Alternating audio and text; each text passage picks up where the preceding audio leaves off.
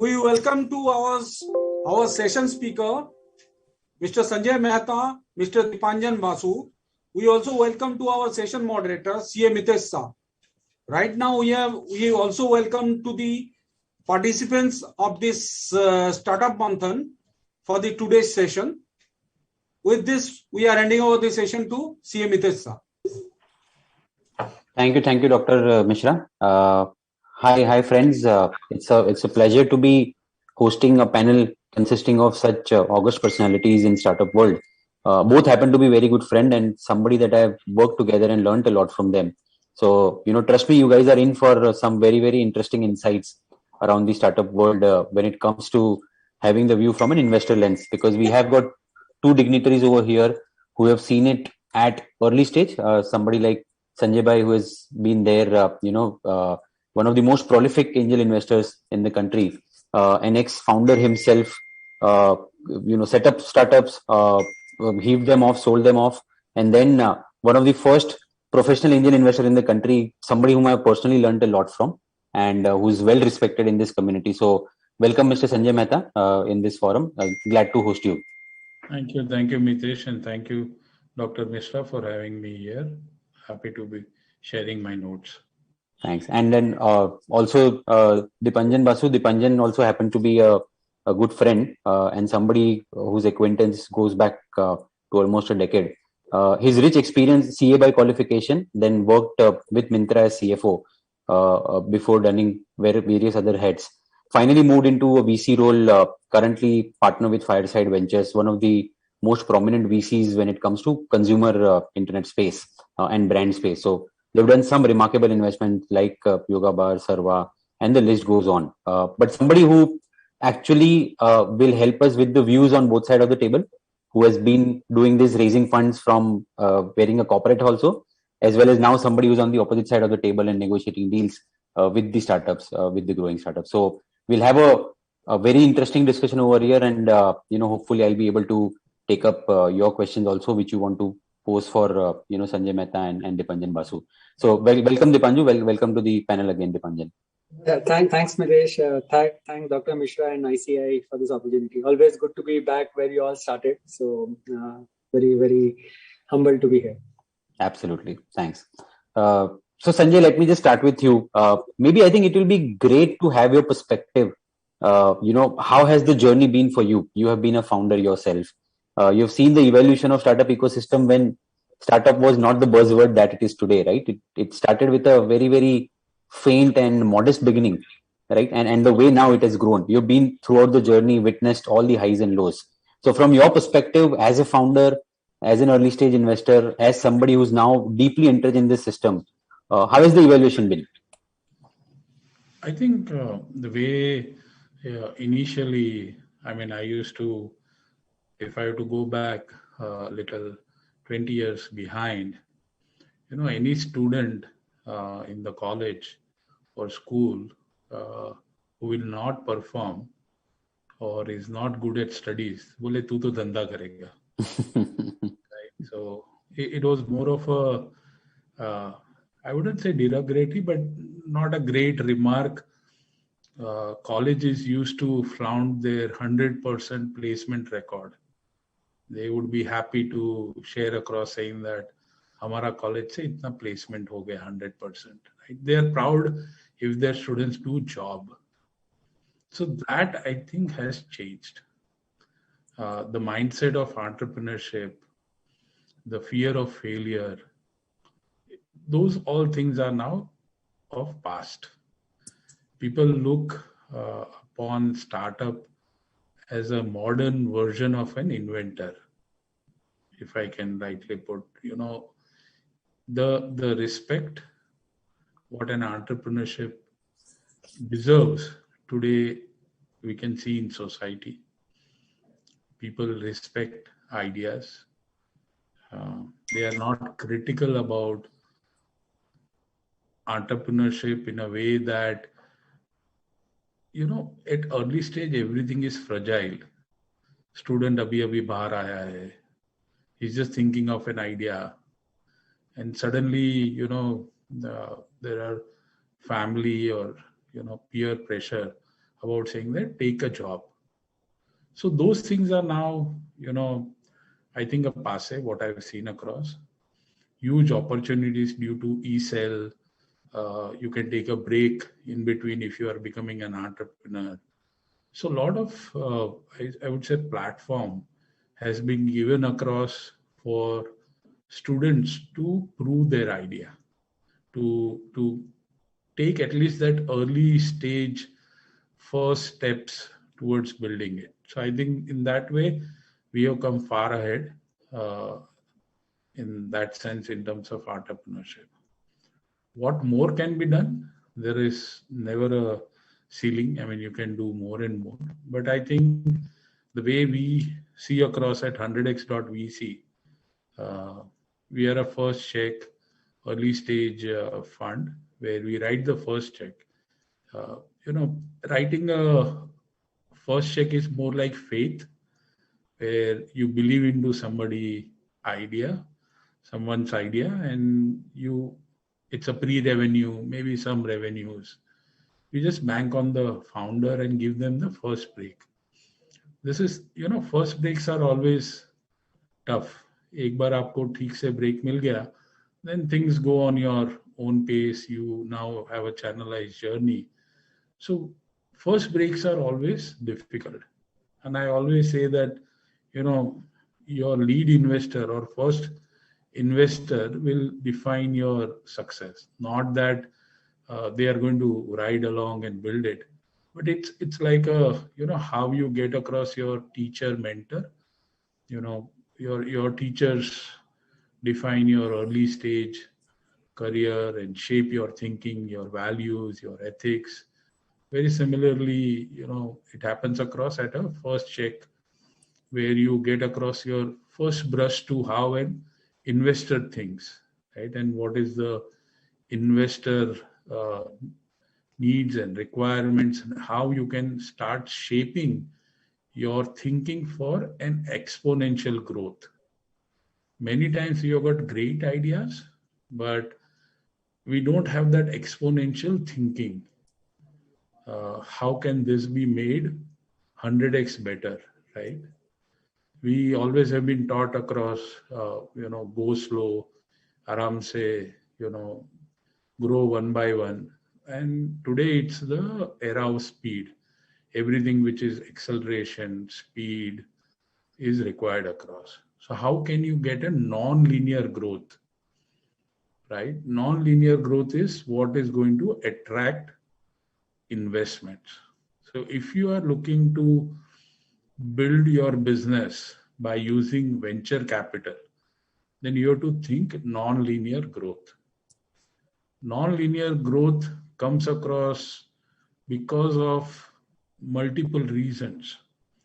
First being your market size opportunity. Whatever idea you are working on, what problem you are solving, has to have a very large market opportunity. It may not be today, but it should be growing. Okay, kal ud ke 5 saal mein, this is going to be the very large opportunity. It can become a very large opportunity. So unless this is large, you can't create a large market. Second is your ability to create a moat. Why you will be having that unfair advantage. Why is it that there will be barriers to entry into the business what you are building across? And the thirdly, the founding team. What is your right to win? Why is it that you as a founder will be successful against so many of the competitive ideas or very similar ideas in the market? So these three things are very, very important in terms of thinking growth or scale or, creating an exponential business. Mitesh, I can continue. You tell me when I need to stop. I can continue to listen, trust me. So I think no one is complaining. But at this juncture, I must add that Sanjay promoted 100x VC along with the team. And they are doing a unique job of identifying winners very, very early. They are now moving to their class 5.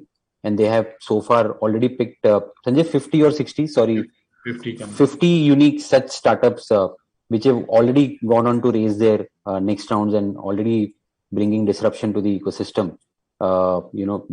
Some amazing choice across sectors, and kudos to 100x and Sanjay and team to actually kind of make it possible for a lot of these youngsters who has this dream of making it big but do not know where to get that first start from. Like Sanjay rightly said, it's important to get that initial start, and that's where I think 100x has been doing a great job. So Sanjay, maybe a little bit more about your initial journey.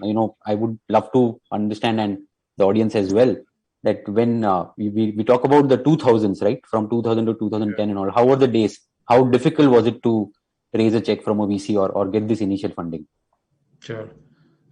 So I've been a tech entrepreneur, built 2 software companies, exited. So it isn't, I understand very early in terms of building companies from scratch. So let me share a couple of examples because those are more of a learning lessons for me. In 2000, I had started a company called ispatudyog.com, which was a .com venture, buying and selling of steel. Huge trend was there in terms of funding e-commerce, marketplace kind of model. I got my first term sheet within the month of announcing it. I was very naive in terms of venture investing space, didn't have much knowledge. So understood that term sheet is a binding one. So, on the investor's part. So I started spending all my earned money and as if the money is in my bank. It's already in the bank. And the .com crash happened and I lost all my money. I had tough time paying even salaries to all the people who were working with me. So that was one learning, saying that till the time money is not in the bank, do not celebrate or take those steps kind of stuff. And anything can happen across. So February of 2000, the crash started happening in US and rest followed, and the term sheet was withdrawn. That's, and I had a roller coaster ride featured in, that time in TV, press. You just love that whole Limelight. glamour and limelight about being in. So entrepreneurship is nothing about that glamour, right? So dhanda hai. So cash flow is the king, and that you realize very soon. Once the zero cash date comes, there's no money in the bank. It's tough. Second, entrepreneurship learning, which I had was ahead of timing. So I started in another venture. As daredevil I was, continuously trying to build success. So took another jump, built another company called myudyog.com, which was an online accounting software. Again in 2000, after the .com crash, built in accounting software. So whatever we tell right now, which is a SaaS product, which is pay as you go. I had created a model where 999 rupees per company per year, online accounting software, and it did everything like how a tally accounting software would do across. I was very proud of the code which were written across, printing through browser. That time, internet itself was a challenge. Forget about accounting. Absolutely. So dial-up modems. Many of you listening would not have been born over that. The BSNL TCP/IP modems. So we used to have, phone to use it and dial into internet. But idea is it was ahead of time. Today, if that idea would have been, it would have been whatever those Khata books of the world or OK credits of the world. So good ideas also, timing is very important. Sure. It's not that, ideas are bad, but they fail, right? If it's not, so you need those right infrastructure. So for example, today EV market is booming. If somebody would have done an EV market, 10 years before, it would have been tough. Today the infrastructure is getting built on that. And That's a great analogy. many times you have those fundamental innovations which create market. Like for example, if GPS would not have come, Swiggy would not have been created, or Ola would not have been created, if GPS would not have been there. So how do you use those enabling technology to create that fundamental innovation is very, very important. So, many things which we today, for example, pandemic has, propelled or given tailwinds to a lot of the industries, be it at tech, be it across future of work, new home economy which got created in these times. So things, Interesting. as consumer behavior changes, if you as a entrepreneur are able to capitalize and visualize what is going to be the future market, is something where the opportunities get created, right? So I always get educated by entrepreneurs when I meet them, when they pitch me the idea, and when I get educated and see their their whole enthusiasm, the energy. If you can sense that this is a winner on hand kind of stuff. So yes, so startup is not a single variable solution, right? So there are multiple things which come at play. So if you are thinking of an idea, you need to think of multiple stuff before you try put your career on it. Surely. And once you are into it, then you should be all in. There is nothing half-hearted gray area in entrepreneurship, right? Unless you give all in, it does not happen. There is no plan B. I think as people say, the moment you start thinking about plan B, you are destining your plan A for failure. I think there are some great questions around this as well, Sanjay. I'll come back to you right once. We have some equally amazing anecdotes, waiting to come from Dipanjan as well. Knowing Dipanjan's journey, like I said, as a CFO and now as a VC. Dipanjan, tell us about your views. While for Myntra, you were, waiting for VCs to write big checks or pushing them with all the right metrics and all the big numbers. Now, as a VC, how do you play the game on the other side of the table, and how do you expect your founders to give you some great deals? Yeah, thanks, Madesh. No, I think it has been an amazing journey, but I'll maybe step back a bit. The life before Myntra and the whole startup world, as Sanjay was talking about it, I was also reflecting back on the days of the 2000s, and being a CAI passed out in November of 2001. Life was always around May and November, right? I'm sure. Very well said. All of the people who are listening to this call can surely relate to it. And those days, I think the entrepreneurship in India was pretty much predominantly in the IT industry, right? That was the era of today's equivalent of startups.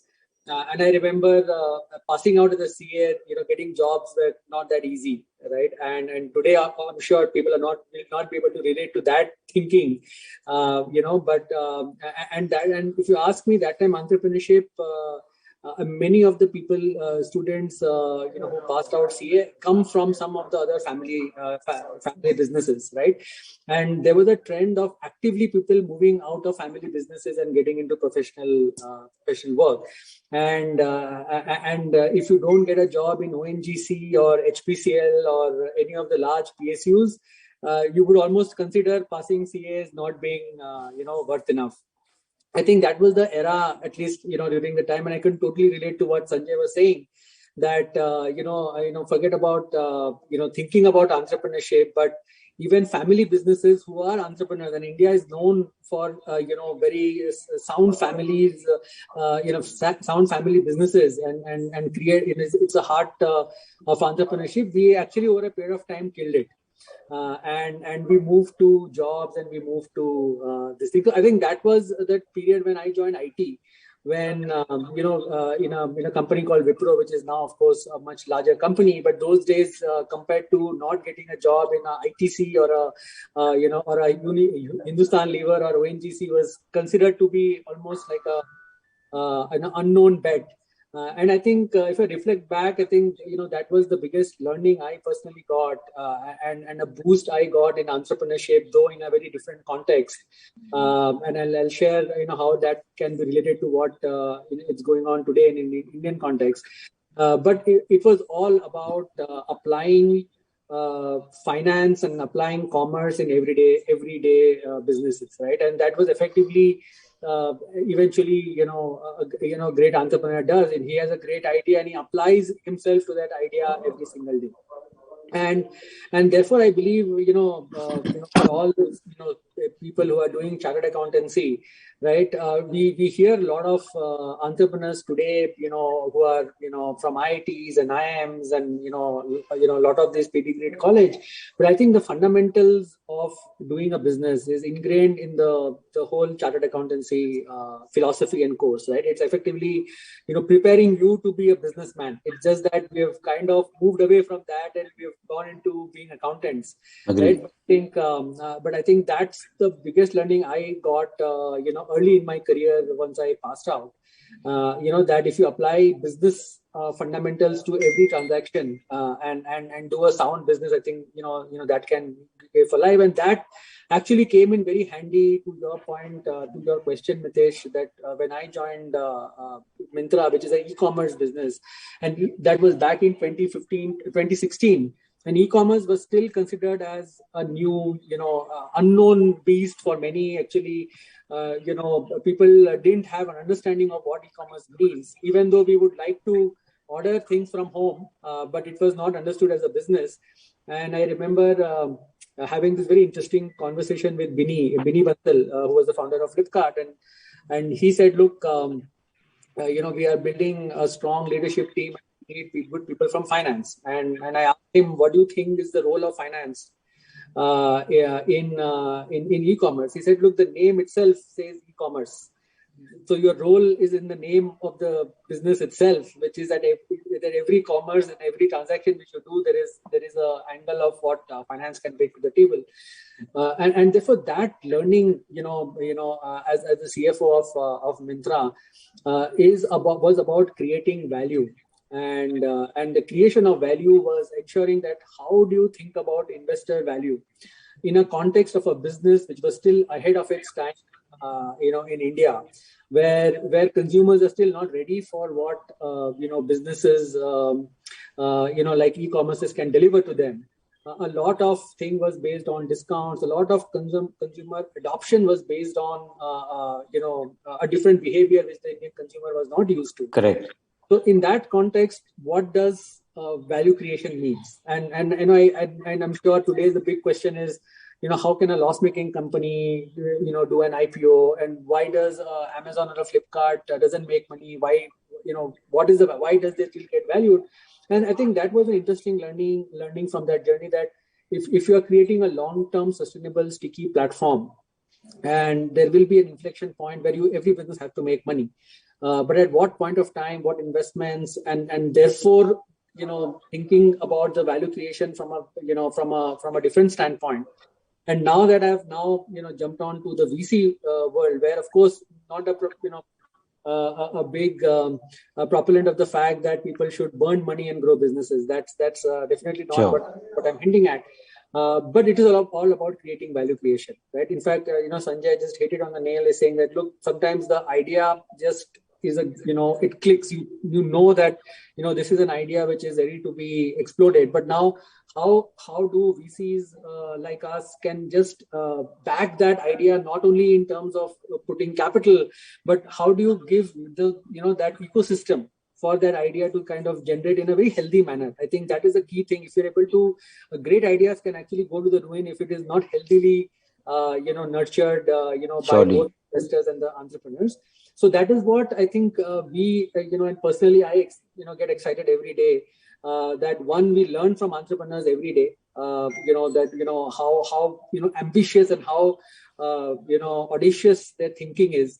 But if you're able to add our little bit of the gray hair and the experience, which we have gathered, to just nurture it in a more sustainable manner, that balance, I think, is a great balance, and that's what we tend to see in companies when we can look to invest. And the learning from what I've done in Wipro, and therefore after that in Myntra, helping. Super valuable in doing what I'm doing now. Great, Dipanjan. Thank you. Like you mentioned about the CFO role, I remember earlier the CFO used to be defined as cash flow from operations. Now it's changed to cash flow from overseas investors. So it depends on how much money you are able to get from foreign investors. That's the main function. Yeah, but I think very well said. The fundamentals of the business should always remain strong. So next question again, Dipanjan, will start with you. That for us CA as a community, what sort of role you see for finance professionals in this ecosystem? How that has evolved over a period of time? And you again touched upon a very interesting topic: is from accountant to a business-driven mindset. How do you drive that? What will be your advice to a lot of young aspiring CAs and wannabe CAs on this call? Absolutely. So I would say that, I'm truly, really honored and blessed that, first of all, I passed, which is still considered as one of the toughest examination to pass. And I think the learning what a chartered accountant has is very holistic. And over the years, I've interacted with many different professionals. Each vocation obviously teaches you different things. But I think what chartered accountant teaches you is effectively the fundamentals of doing a healthy business, right?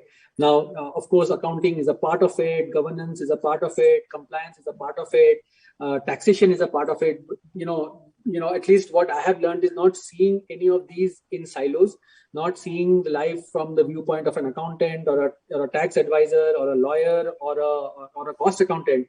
But if you put all of this thing together and apply it in the context of a business, then what you can create is some, really magical, because essentially end goal of any enterprise is to create value, and value gets created by, business growing in a profitable manner. If you just simplify it, while it sounds easy, but, both growth and profitability does not come easily. And therefore, to build a healthy balance sheet, a lot of things have to come, together, right? And I think we as chartered accountants and professionals from that can apply ourselves very, very differentially to that cause.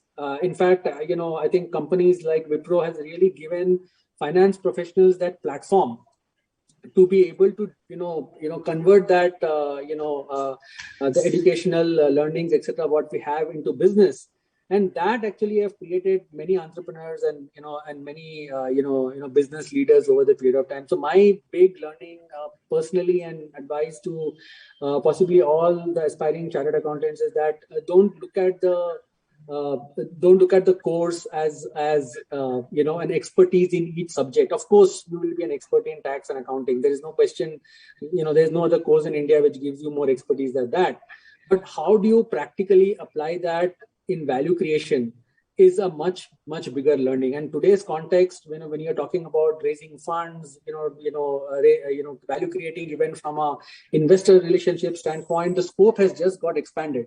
And the complexity of the businesses in doing business in India has always remained complex and will remain complex. So it gives even more bigger opportunities to young chartered accountants to be there, be bold, and create value. I think one area where we have seen where a lot of chartered accountants miss out on opportunities is a lot on communication and being very audacious and bold. I think we have little genetically wired towards, more academic, put your head down and do the work. And then sometimes today in the entrepreneur world, in the startup world, you need to voice yourself. You need to be out there, make your point to the investors, to the CEO. You can't be a great CFO if you can't challenge your CEO, right? You can't be a great entrepreneur without challenging your investors, right? And I think that is one thing which needs to be equally embedded as you do this journey. And a combination of this and the course which the chartered accountancy gives you can be a real winner. Fantastic. And I think coming from somebody who has worked with some proven CA founders like Aman from both, I'm sure these are based on the practical experience. So thank you so much, Dipanjan. Sanjay, coming back to you to get a non-CA perspective on evaluating ourselves as CAs, right? It's a widely proven fact that founding team forms the basis of decision for a startup investment for any investor, be it early stage or late stage. Founding team definitely carries a lot of weightage. Sanjay, what sort of founder diversity you have found? And when I'm talking about founder diversity, it's about from the background that they come, metro versus tier 2, tier 3, tier 4 cities, gender diversity, right? Academic qualification diversity. There is a general complaint which you always hear is that why that tag of IIM, IIT always matter to get that investor check, right? Vis-a-vis any other degree, right? So finally coming to this, I expect a very honest answer for us to do some soul searching is that when you evaluate a finance professional founder versus a tech founder or an engineer founder, what sort of differentiation you kind of expect? That's a very controversial question. Right now, being online, I can take this liberty. If this was a absolutely. We'll edit the portion if needed. Don't worry. So, I mean, the way I see across, right? Chartered accountants have got a great knack of picking holes, putting up processes and, have a structured way of thinking, I would say, across. But very few have that, as Dipanjan mentioned, boldness nahi, right? Because they've not been taught to create something, whereas engineers are always told to, create something out of it. So they run the, they understand or get educated on various basics of fundamentals of how things work. And then the canvas is open for them to create something out of it, which is very much important at the seed stage, right? Tax or accounting kabhi hoega jab bhi kuch banega. Surely. So, chartered accountants come at later part of the journey of startup, but initially you see engineers creating new things. Very few times you would have seen across exception ke chartered accountant ne kuch invent kiya ya kuch banaya, right? Typically, it's always going to be those engineer minds which are going to be creating something because that's how their education is groomed.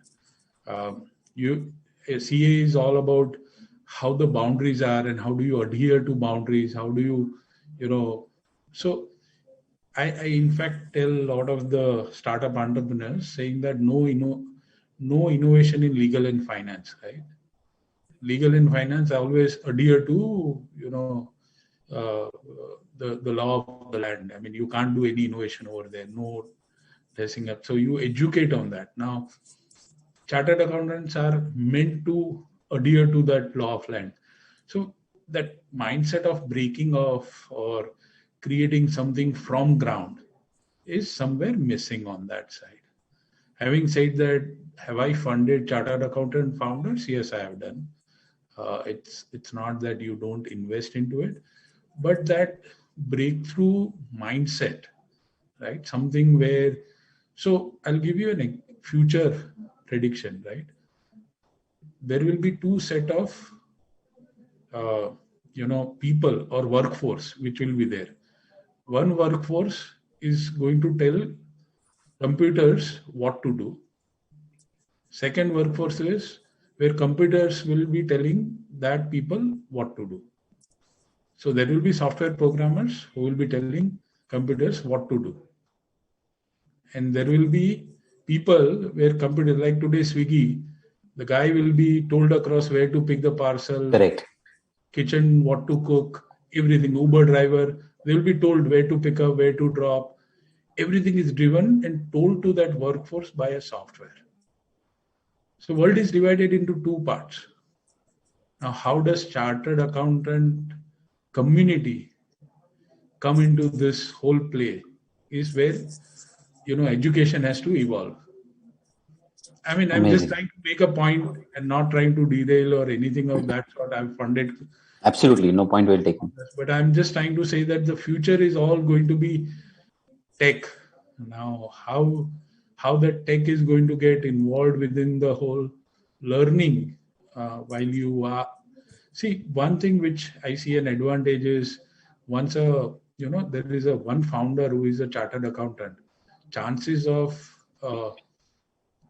utilization of fund going bad, those things don't happen. Those things don't happen. The financial discipline will be strong, you're assured of that. So there will be some set of confidence within the team automatically when we see a CA founder, but definitely we need a CTO or some founder which is going to be tech, right? So I think that's where I would leave it across, not going further.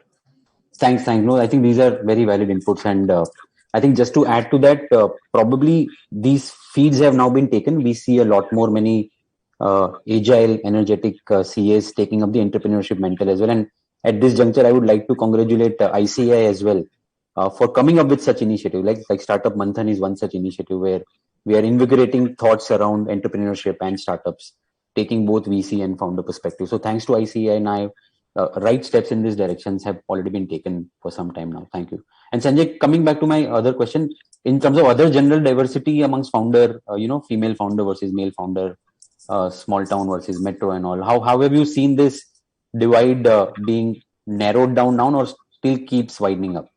No, it's narrowing rapidly. I mean, today with this pandemic, everybody is at remote and, people are selling remote. In fact, distributed teams are now like in vogue.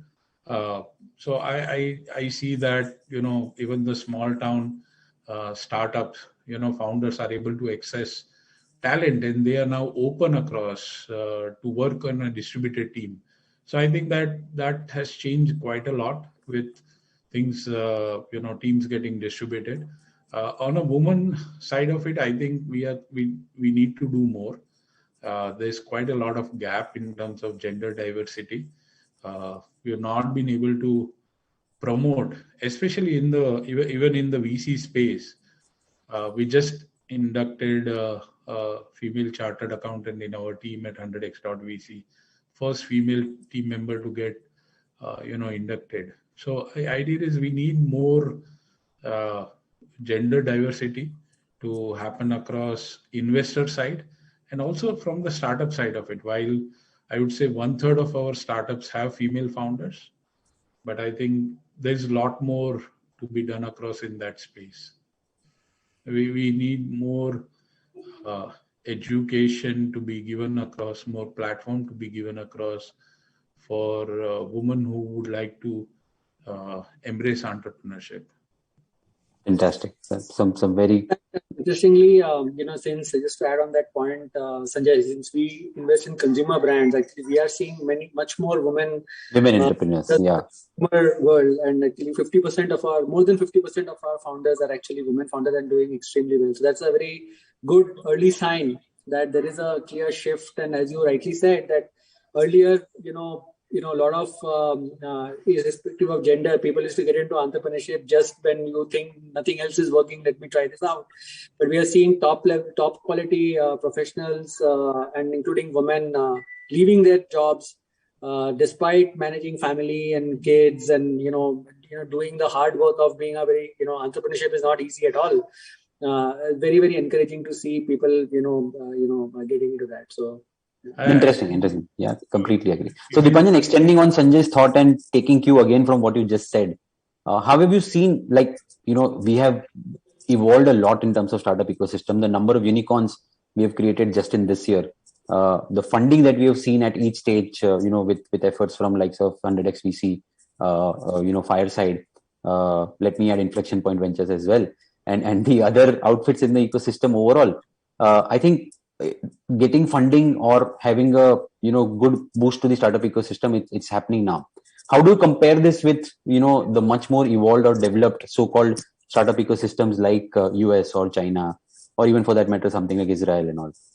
Yeah, absolutely, a great question, Mitesh. In fact, we are certainly much behind. We certainly didn't have a 100x VC IPV, though we had VC funds, but certainly there was a missing link on the seed capital. As Sanjay said, that raising seed capital is always the toughest, right? And you need big bold bets to be taken by entrepreneurs to kind of stick their neck out, not knowing whether the money will come, not come. I think we have moved significantly. In fact, Israel had a specific initiative by government to encourage entrepreneurship in the tech world, right? Where they actually backed VCs with no hold bar, kind of capital, which can then be invested into good tech startups. I think we are starting to see that the fund of funds of startup started by the government of India, which is now managed by SIGBI, the 10,000 crore plus fund. So there is an serious effort by the government. There is certainly foreign capital which is coming in, but I think most importantly it is people like Sanjay, people like yourself, and many of angel investors, who that ecosystem, when it matures and that becomes professional, that reduces the entry barrier. I think we seriously was missing. I think there is still a large opportunity to create many such more incubators, and thankfully it is happening. We are seeing many incubators. So since we are investors in consumer fund, we are coming across seed funds who are incubating consumer companies. There are very vertically focused funds now who are incubating, let's say, certain type of tech, SaaS companies, or maybe, security tech or telecom tech. So which is a very good sign, because more you get vertically focused, you not only create capital, you also create expertise, that area. So I think that is something what the Valley or the US ecosystem or the China ecosystem or the Israel or, ecosystem has done. They have institutionalized the whole piece, right? We have always used the startup ecosystem as a miscellaneous, industry. It was not an institutionalized industry, but today I think it is an institutional industry. When you say that there is a telecom world, there's a consumer world, there is a IT services, and then you have the startup ecosystem, which is now large amount of capital is coming in, and I think things will only become better, from here on. And hopefully, in the next 3 to 5 years, India will emerge as the top 5 startup places in the world. Awesome. Some great thoughts. Sanjay, passing the baton from Dipanjan to you. Let's coming back to our main topic, which is VC lens for startups and all. We have spoken about founding team and other things. You wearing your master angel hat, with an experience of investing in 130 plus startups and all. I'm sure there are a lot of investors on this call also who have either been investing into startup or aspire to be an angel investor. Now, in quick bird's eye view, what will be the key factors that as an angel investor one should keep in mind while evaluating startups, or even as a VC, what are the important characteristics to identify a winner apart from founding team? So, there are many things which you look at, but, while you said quick way to... I know, because the subject is quite deep. We'll need another hour to discuss that in detail. So then I'll put in there's a rule of 3, which works across, So when a startup is pitching, let's say startup ne chalu kiya, this is the idea, this is the problem what they are solving, unka value proposition ye hai, market ye hai. So first thing which should click in your rule as an answer to that question is isme paisa banega ya nahi banega? Is there money to be made? Next is they will come back on a team slide, their experience and why it is a right to win. The second, tick in a box should be, are these people who can make me money?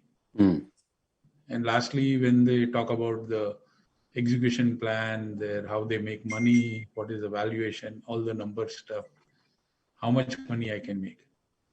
Is there money to be made? Are these people who can make me money? How much money? And how much? So ये तीन का अगर जवाब है तो then you can go ahead. That's subjectifying it to very, very simple level. Amazing. You said in a short, so then this I think this sums it up all really, really well. I think I'm convinced about this answer. Ask yourself, पैसा बनेगा, कितना बनेगा, और ये लोग बना सकते हैं कि नहीं. The team that is there in front. Amazing. Dipanjan, when you look at slightly bit grown startup, right? These guys have already probably answered the why of it, right? Or maybe the how of it also. You go to a scale where, at what scale these guys will be able to grow, and at that stage you invest. Are the questions any different at that point of time? What will be the evaluation criteria for you to choose into good startups? I think very similar to what Sanjay said, except that, of course, the team sometimes needs to be different at a, 1 to 10 and 10 to 100 stage when it is 0 to 1 stage. Of course, founder remains, constant in all cases. I think what successful founders have done is that they've realized where they are good at, and they have stepped back in areas where they clearly know that it is not their core strength. Right. So if you're a consumer, if it's a product focused founder, and tech is something which is important for the business, but he's not good at tech, he's gone and hired right tech, co-founders or partners. Right. I think that becomes a very important aspect. At least, while we are not very late stage, we're still, early stage from that standpoint, but certainly not at an idea stage. But we have seen, we evaluate founders more also from a capability of changing and adapting themselves and creating right teams. And all of our successful companies, and if you look across, it is impossible for a founder to do everything and be one and all. And he is the vision behind the idea. He's the thought behind the idea. But to take it to a light, and maybe today we are seeing several companies getting IPO. Right, that requires a very different team and a different thing. So as long as you have a team which continuously prepares itself for the next league, and the management and the founders are behind that thought, I think that's good enough. And people who fail to do it, and there are many more examples where people believe that, look, I am know-it-all, I can do everything, and they end up not building great teams. And those are the companies who do well. And despite a great product and a great idea, they don't scale beyond. So avoid Superman founders. Well, that was actually my next question, Sanjay. I'm good that you picked it up. So from your vast experience, leaning on to your experience of investing in so many startups and evaluating so many startups, if you were to advise people on this call, the angel investors or wannabe angel investors, what will be the 3 quick mantras that you can think of for anybody to, be a good angel investor? It's a 3 में ही आप करोगे. Okay, take liberty. Okay, maybe shorten that up. So if you want to be a good angel investor, create a minimum portfolio of 20 companies. Super. So rule 1 is never do investments, 1 or 2 investments. It's buying lotteries. Portfolio of 20 preserves your capital. So at least your capital is preserved if you do 20. Second, when you are investing across, if you are a first-time investor, as Mitesh mentioned, try to tag along in your initial first 10 deals with other lead investors who are experienced. Just observe them. Don't try to lead deals in the first 10. So try to tag along, learn how the whole angel investing work across, and then take a lead position as a lead investor. And third, it's okay to lose money. Absolutely. But unless if you don't have a risk appetite, this is not your place to be in. It's good to invest in real estate or any other place. But one part which I can always add across is, while people have painted this as a riskiest asset class, let me give you my perspective, why I am investing in startups. I believe that this is the most, informed asset class for me, where I can take informed decisions. So let's say you buy real estate. With all the information you have done across and checking and everything, it's still you can't influence an outcome. आप उसका भाव नहीं बढ़ा सकते. Agree. You can't do anything. No caller. Can people be on mute, please? Sambit ji, can you just ensure the audience is on mute? Sorry, Sanjay. Please carry on. So real estate, you will you cannot influence it.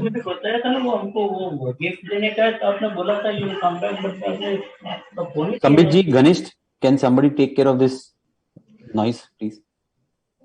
And let's say you buy listed equities. Even there also you can't influence and price outcome.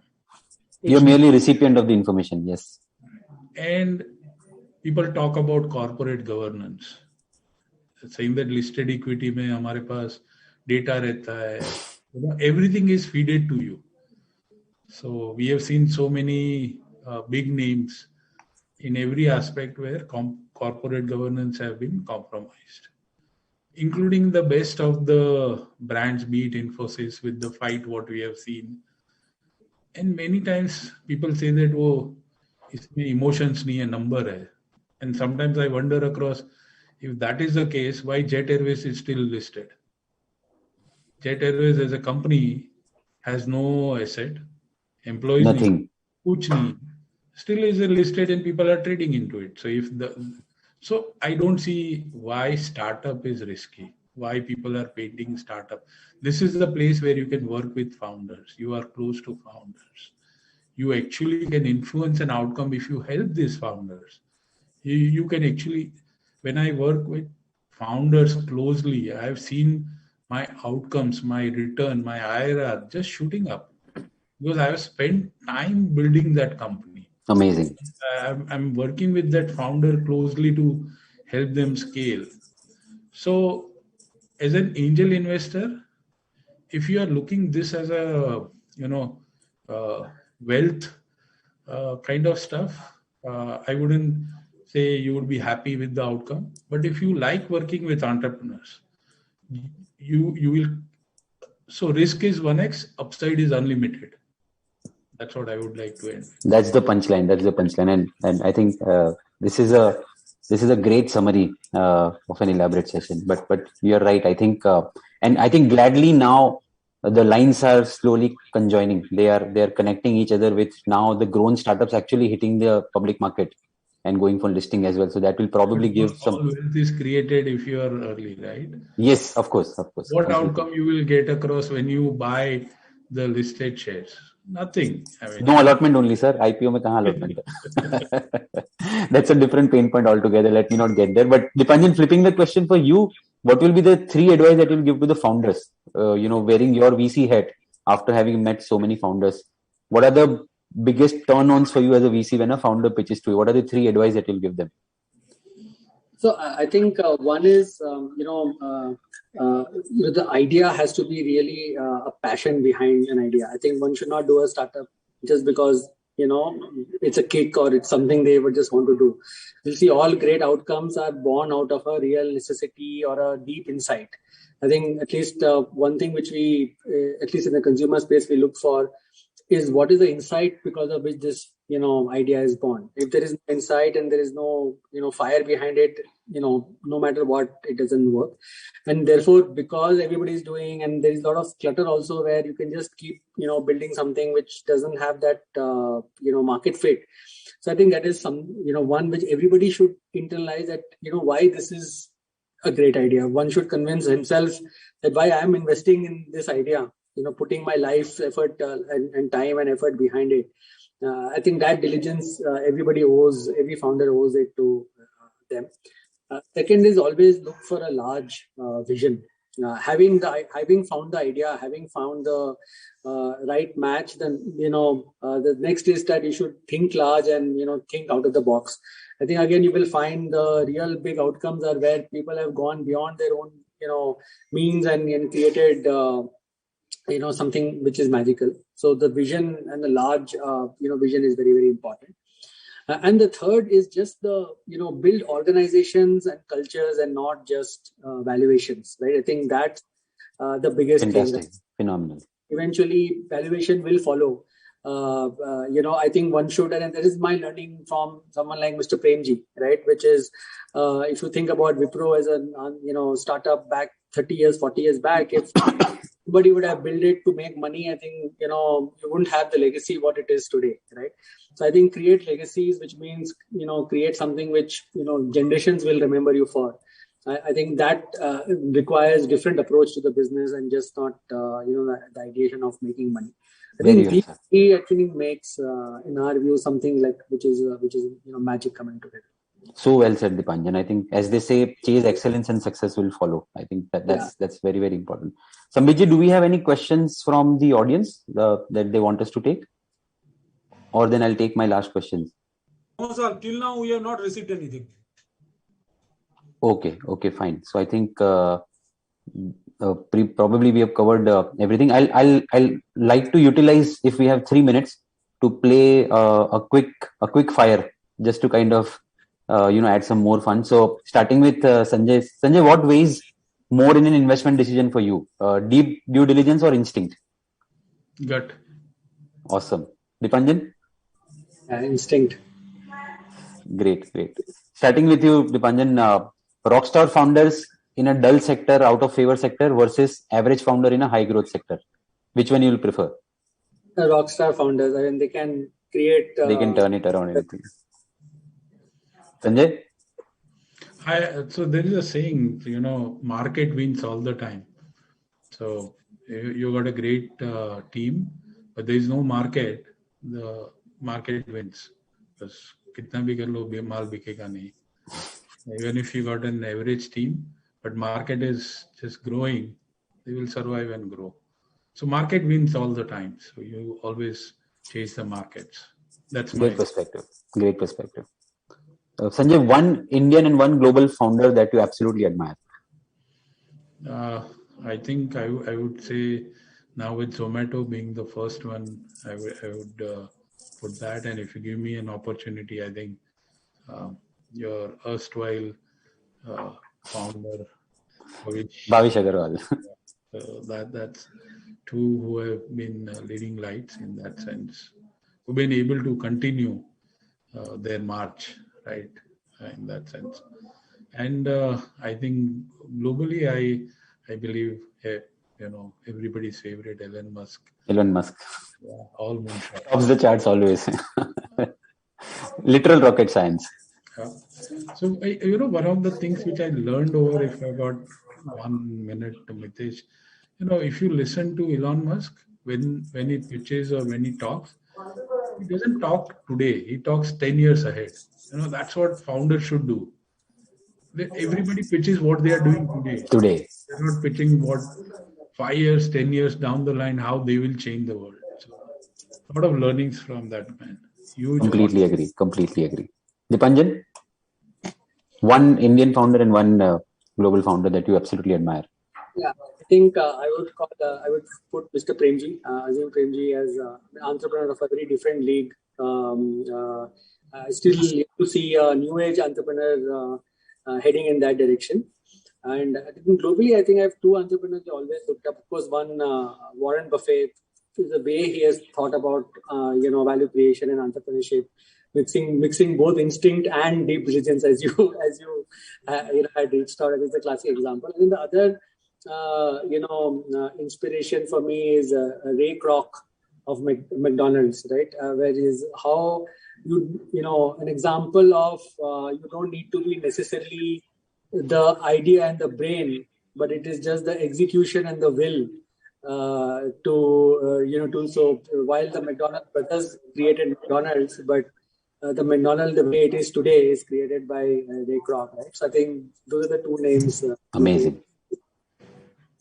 Thank you so much. It was absolute pleasure to have you both, Sanjay and Dipanjan. I wish we had more time. So does the audience, but it's 5 o'clock. So thank you so much again for sharing your candid and insightful views session was really enriching. I'm not talking for myself. I'm probably representing the entire audience over here. Thank you again. Thanks for your time. Sambit over back to you. We are thankful to CA Mitesh Shah, Mr. Sanjay Mehta, and Mr. Dipanjan Basu for the wonderful and enlightening session for the participants. Thank you to all. Thanks, everybody. Thanks for participating. Thank you all. Thanks for having me here. Bye. We welcome to our next session speaker, Mr. Gautam Adukia, and the moderator, CA Poonam Khandelwal. We are introducing right now Mr. Gautam Adukia, one of the co-founder of the Liquid Loans. Gautam manages finance and strategic growth of Rentomajo.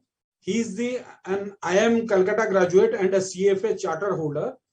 He was earlier working as an AVP with IIFL in the private banking space. And we introduce our moderator, CA Poonam Khandelwal, an angel investor and consultant, venture catalyst, Indian first integrated incubator.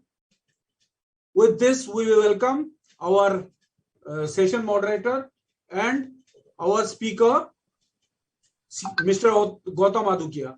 We are handing over the session to CA Poonam Khandelwal. Thank you, Dr. Sambit, for warm welcome, and happy to be part of this exciting session. Gautam, hi. Welcome. Are you? You're on mute. Do you want to check once? Yes. Hi, Poonam. Okay. Thank you, Dr. Sambit. Hi. Thank you. So, very enlightening this session, which I was attending previously of Sanjay Mehta and IPV Ventures. A very interesting session about angel investment space and what to look in a startup. So Gautam, this session is about startup founder, and we would like to hear more about you. That what I know more about you is that you've been part of 3 startups in last 6 years of your journey.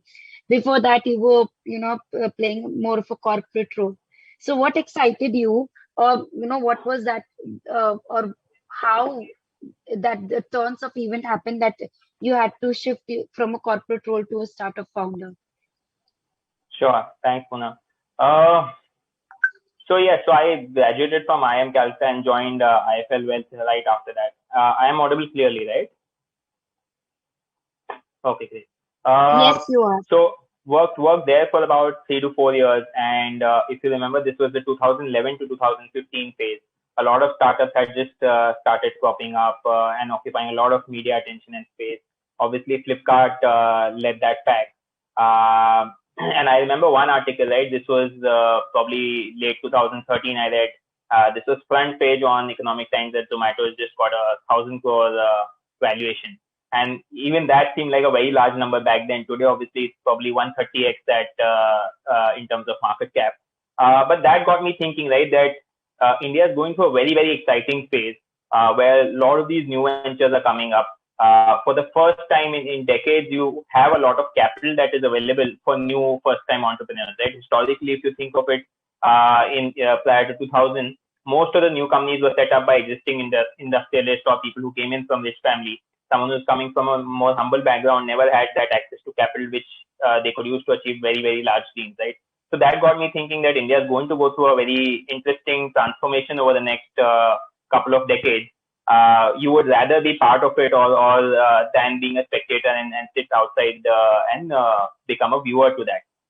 So that got me thinking of how to go about this. I being a finance guy, did my math. I said, this is a call option. Let me enter and try out for a year or 2 years. If it doesn't work, worst case, you go back to the corporate, to the same corporate role or a similar company. That option will always be available.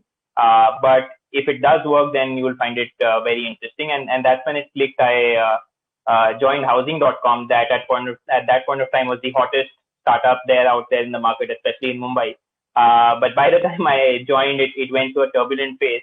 And it came to that worst case scenario where I was probably in a place where I would have had to go back to a corporate job. But once I got into the startup space, I realized this is where I want to be, because you get that much more responsibility, that much more freedom, and the learning is probably 10x or 20x of what you would get in a corporate role. So once you go in, it becomes very, very hard to look back and even imagine going back to that pre-startup life that I had. So that was Okay. the Got it. starting point for me to get into startups. So you talked about that your engagement with housing was for a very brief moment, and Right. after that you were the one handling the finance and strategy for Rento Mojo, which Yes. is a furniture company, and briefly after that you started with Liqui Loans. So can you elaborate on your experience at least with Rento Mojo and Liqui Loans almost being 3 years old now? Yes. So I joined very early in the Rentomojo journey, became a co-founder at some point of time. Rentomojo is a very interesting place, right? Because this was probably one of the most unique concepts out there in the market. A lot of the startups in the 2015-16 era were startups that had copy-pasted a US or a European idea or a China idea to the Indian market, and people were trying to build a Uber for X or a Airbnb for X at that point of time. Rentomojo at that point in time was a made in India for India kind of idea. Now that sounds great, but it came with its own set of challenges, right? Because it was something very unique and something very new. There was very little awareness both on the customer as well as the investor or VC side, right? So we had a couple of mountains to scale there. On the customer side, it catered to people who keep shifting jobs fairly often. If you remember, most of the people in the previous generation would stick with a company for a couple of decades at least. Today, people shift jobs every 2-3 years. Once you do that, you're forced to a lot of times change cities or change your address within the same city to to live closer to office. Now that comes with the hassle of doing up your apartment, either buying and selling furniture repeatedly or continuously moving your furniture from one city to another or from one location in the city to another. So that was the problem statement that we were trying to solve, that why should you own this furniture if you anyway intend to use it for 1 to 2 years, keep renting and keep moving on to the next set of furniture that you would want to use. But on the customer side, it's been ingrained in us for generations that you should buy stuff, buy a house, buy assets, and keep live with them rather than pay a rent or expense on a monthly basis. So that was the challenge on the customer side, and as well as the fact that education, right? This was, if you remember, Geo era where internet was not as penetrated. So being able to reach out to a large set of customers to even explain to them that this concept existed was a challenge in itself. Similarly, on the investor side, right, investors were used to concepts that had done well in the US. They would just do a simple extrapolation. If US has become a $200 million company, in India it'll become at least a $40-50 million company. Now for Rentomojo, no comparable of that sort existed. And that became a challenge to be able to convince a lot of investors that this as a concept would do well in India. Simultaneously, this was again the time period when asset light and marketplaces were the buzzwords when it came to startup. And if you can just picture the model of Rentomojo, right? It is a very, very asset heavy or a capex heavy business where you buy a lot of furniture, buy a lot of appliances. We start doing bikes, laptops also at some point of time.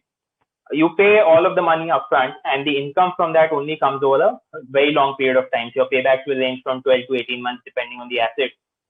So it was a very asset heavy business. And the challenge for us to be able to get funding at that point of time was to demonstrate how do you convert an asset heavy business into an asset light business. So very interesting journey there. We started off with 20-30 lakhs of our own capital, put that into furniture, and realized that ab ye to khatam ho gaya. All the furniture has been deployed. If you want new customers, you actually need to raise more capital to purchase more furniture, or wait for the existing guys to return back their furniture. So it effectively placed a very natural cap on the scale of the company.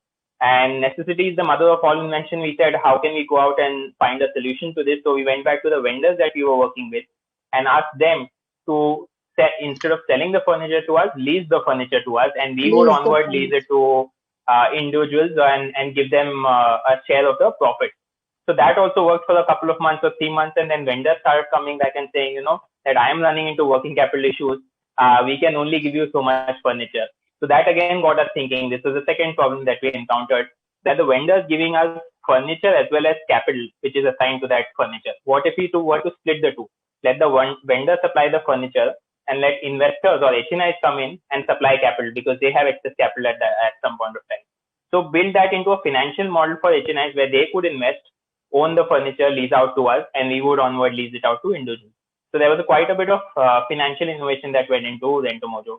And as this part of the business started scaling, we had to go one step further, convert into a financial instrument, because as you would understand, with owning assets and leasing them, and most of the audience here would be chartered accountants, so it comes with its own complication in terms of GST. It's tax inefficient in terms of depreciation and the entire lease income being taxed.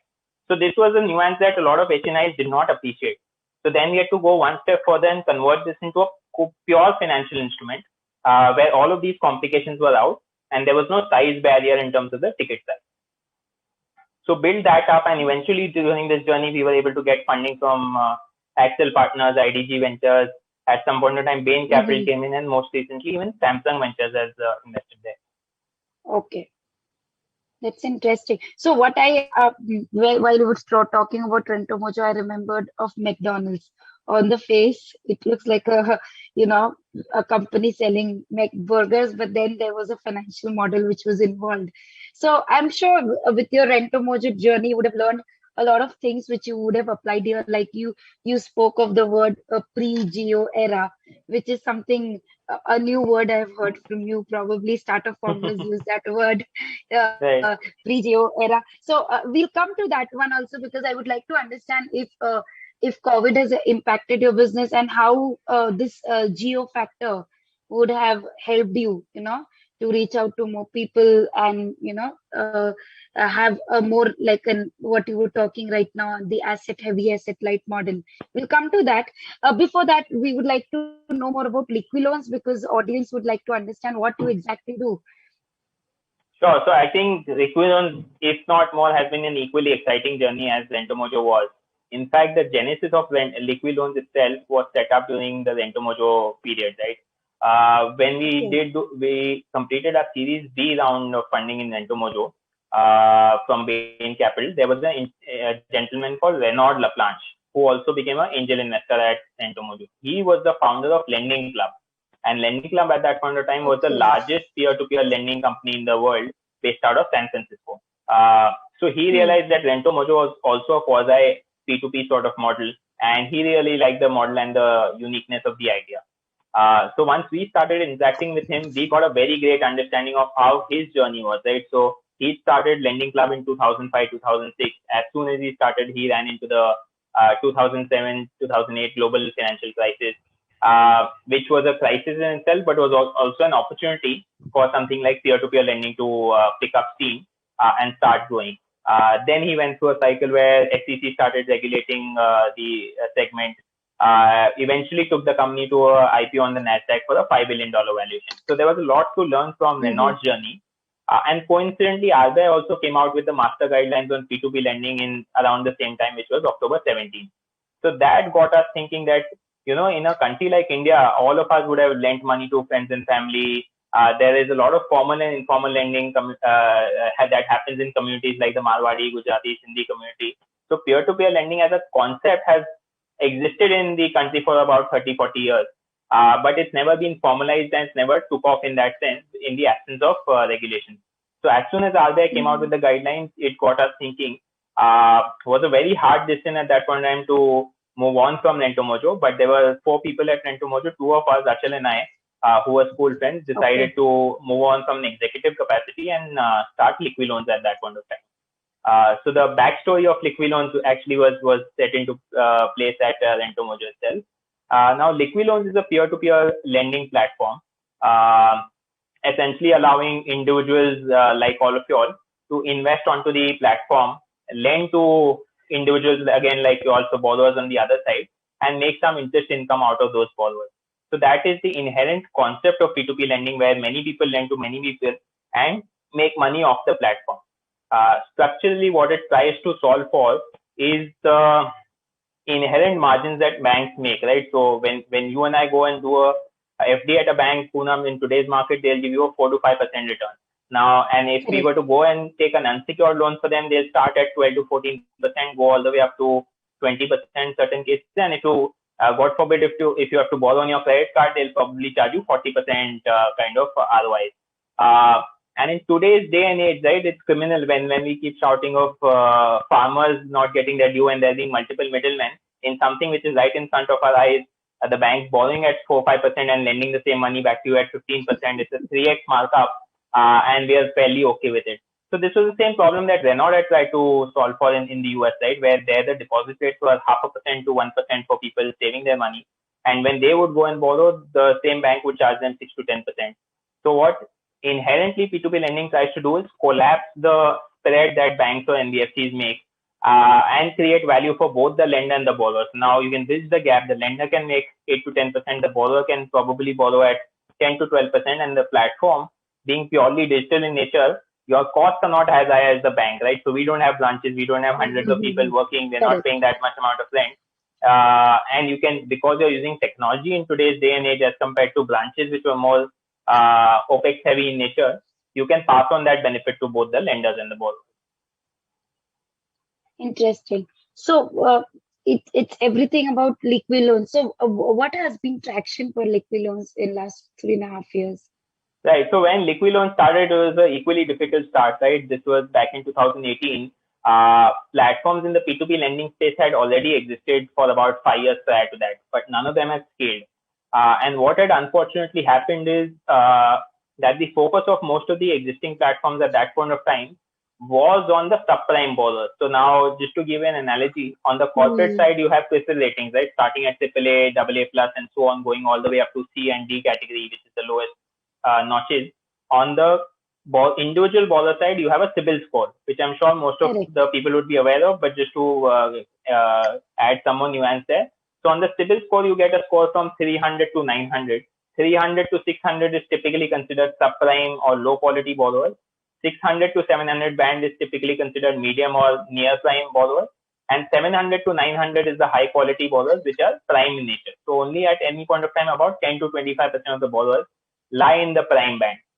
What happened with us at that point of time was that most of the existing platforms were focusing on the lowest part of the pyramid, which is the low quality borrowers. Thereby, in an era where there was limited understanding of the P2P segment, limited investor education, most investors on the platform were not disciplined enough to follow a very, very asset allocation kind of approach. Thereby, a lot of them had faced negative consequences in terms of low returns, or even in certain cases, negative returns. So that was the time period in which we started. Again, investor interest at that point of time was very, very limited because none of the platforms, in the absence of regulation, had been able to scale, right? Whereas it is actually harder to scale when regulations come in because they put a natural barrier to a lot of things that you can and cannot do. So with that context, we were very confident because inherently when we looked at listed companies, right, most of the listed companies that were focusing on the retail side of the lending spectrum, which was individuals, tended to outperform the ones that were focusing on the corporate side. So classic example being, say, HDFC versus Yes Bank. HDFC had a predominantly retail book. Yes Bank and a couple of other banks in that category had more of corporate lending, and that is subject to a lot more volatility, subject to a lot more risk. Whereas retail, because very, very granular in nature, tends to be very predictable in terms of return. So that got us thinking that if you're lending, and India by nature is a very, very fixed income focused, fixed income loving country, right? Most of us, and especially our parents, love to park their money in fixed deposits, right? If there's so much focus on safety and security, then if you are able to create an asset class which focuses only on retail side of the lending spectrum, which is inherently safer, you can actually give the best of both worlds to the investor on the platform, right? You can give him exposure to retail, which is safe, and also give him higher returns than your traditional FD and debt mutual fund kind of product, making it a win-win. It's not only equally safe, it is actually more rewarding as well. So that was the thought process that we implemented. Luckily, that approach has worked for us. A lot of people have appreciated the focus on low risk and low return. And very, very happy to share that we've recently crossed about 500 crores of disbursement on the platform. And especially with in light of the fact that we had a COVID year in between, where a lot of the lending had come to a standstill, it's a fairly significant achievement in the P2P lending space. Interesting. So, I wanted to ask you about how did the entire liquid loan idea came into picture. Now we understand that it was from your previous ventures learnings. So, interestingly, Gautam, we see that whenever a startup is raising fund for the first time, you go to angels, or you go to micro VCs. But with respect to liquid loans, I believe your seed round was with a tier one VC. So how did you approach them? We would like to understand, and also how was the experience or the challenges? Because at early stage, a tier one VC convincing them is a typically big challenge. I'll just have to say we were lucky. So I think two things helped, Poonam. One was that the Rentomojo experience, right? We'd been there, we'd executed a lot of things, had demonstrated our capability to, build a significantly or a decently large firm. So the background experience helped, and our deep understanding of the space, right? So both Achal and I had worked in financial services prior to even Rentomojo. Achal again is a MBA from NMIMS and has worked with ICAI, HSBC, and Citibank over 3 different stints. So we had a very deep understanding of the space, and we were fairly passionate about the idea itself, right? We were very confident in the light of all the headwinds that the P2P lending space was facing, that this space will actually holds a lot of promise and will do well in the coming future. So that was the vision that we were able to share with Matrix partners and a couple of PCs that we interacted with at that point of time. So a combination of these factors helped. Obviously, there was skepticism around how this space will do because the past experience in terms of other firms was not all that great.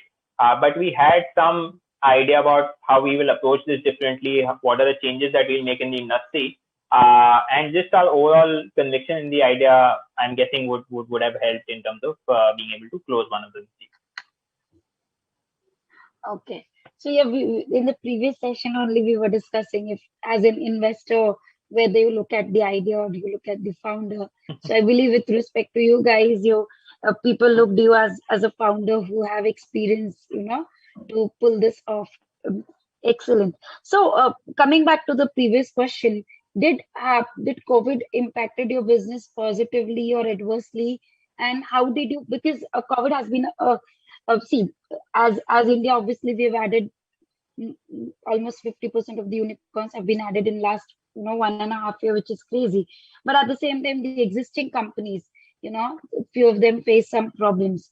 So what were the challenges you faced and how you tackled those challenges, and at the same time, what was positive about it? Sure. So I think COVID was specifically for the entire lending or the NBFC/banking space. It was at an overall level a strong negative, right? Because if you're in the lending space, maybe some of your borrowers are doing well, but there were definitely one set of borrowers that were impacted. This was probably more pronounced in the banking space, right? So all of your digital oriented companies would have done well, but travel did not do well. You had restaurants that did not do well, mall companies that did not do well. So at all points of time, since you're exposed to the entirety of the economy, and if there's something that goes wrong with the economy, you as a lender definitely tend to bear the brunt of that. And this was a specifically challenging moment for everyone in that space, because typically what happens is you do your modeling in terms of risk, probabilities, and all of that. But no one could have predicted or modeled for such an incident. What additionally happened was that not only did a lot, specifically in our case, right, in the retail lending side, that a lot of people ended up not only taking a haircut, in certain cases, people lost their job as well. And simultaneously, there were health issues either in the close family or in the extended family. So everything that could have gone wrong went wrong in this space. Now you also had to be considerate with some of the borrowers because they were actually facing meaningful issues of their own at that point of time. So one had to be had to toe a very thin line or a very fine balance between trying to recover the money and be fair to the investors, as well as managing the borrowers at all points of time. So those were the challenges. Again, no one wanted COVID to happen, but we were fairly lucky to have emerged out of it in a meaningfully unscathed manner. The only positive or silver lining that I can say that came out of COVID for us was that as a lender, your underwriting and your capability to identify the best set of borrowers tends to get tested not in the boom period, but in a bad or a crisis period. So to that extent, some of the confidence that we had on the underwriting capabilities and the algorithm were tested out in a stress case scenario, which was COVID. Got it. So interestingly, these days when I'm listening to startup founders, they always have this slide which talks about our business is a COVID-proof business. So maybe for you earlier it was not the case. So Gautam, you spoke about that Achal and you were school friends, and you worked together as well at Rento Mojo. So you both being co-founders at Liqui Loans, how important it is to have a good co-founder, and what is the ideal co-founder team size? Is it two founder, three founder? What do VCs or investors typically look at? Sure. What is their Uh, comfort? Right. So I would say, let me just give you a little bit more history to this and why I think it is more relevant in today's time. Back in a couple of decades back, companies would grow at a much slower pace, right? So they would grow at 50 to 70% in their early days, and the growth would taper down to 20, 30% as they scaled, and as they matured, growth would taper down to 10, 20%. Now, again, in the post-geo era and the hyper-growth phase that we see today, companies are growing much faster. Now it becomes really difficult in such a high-growth scenario for one individual to be able to see and manage the entire organization, which is moving at such a fast pace, right? Think of driving a car at 200 kilometers per hour in today's time as compared to driving at 40 kilometers per hour in the erstwhile period. So to that extent, it becomes really important, or becomes very, very helpful if you have a good or a strong co-founder in the journey, because you can share the trials and tribulations or the ups and downs of the journey with the co-founder, and allows both of the individuals or the entire team, if it's more number of people, to be able to add some amount of strength to the pool and make the entire team stronger. But beyond the co-founders, I would also go on to add, even the founding team becomes very important, right? The early people or the senior people who join you in the journey, because even with two, the number's never enough. It's a 5 to 7 member core, a founding team that actually drives the startup forward, because at any point of time, an individual's span of control is fairly limited. You need a much stronger team than you need in terms of co-founders. The number of co-founders is a very a specific answer, I would say, depending on the industry, depending on the type of the startup and so on. Where if it's a very tech-heavy startup, you will want one or two people in that space. If it's less tech-heavy, you can probably live with a couple of business co-founders, as you see. So it's a very specific answer and will depend varying on the situation. Got it. So I would say that you got lucky to have Achal, and obviously the tier one VC happened because of your good business model.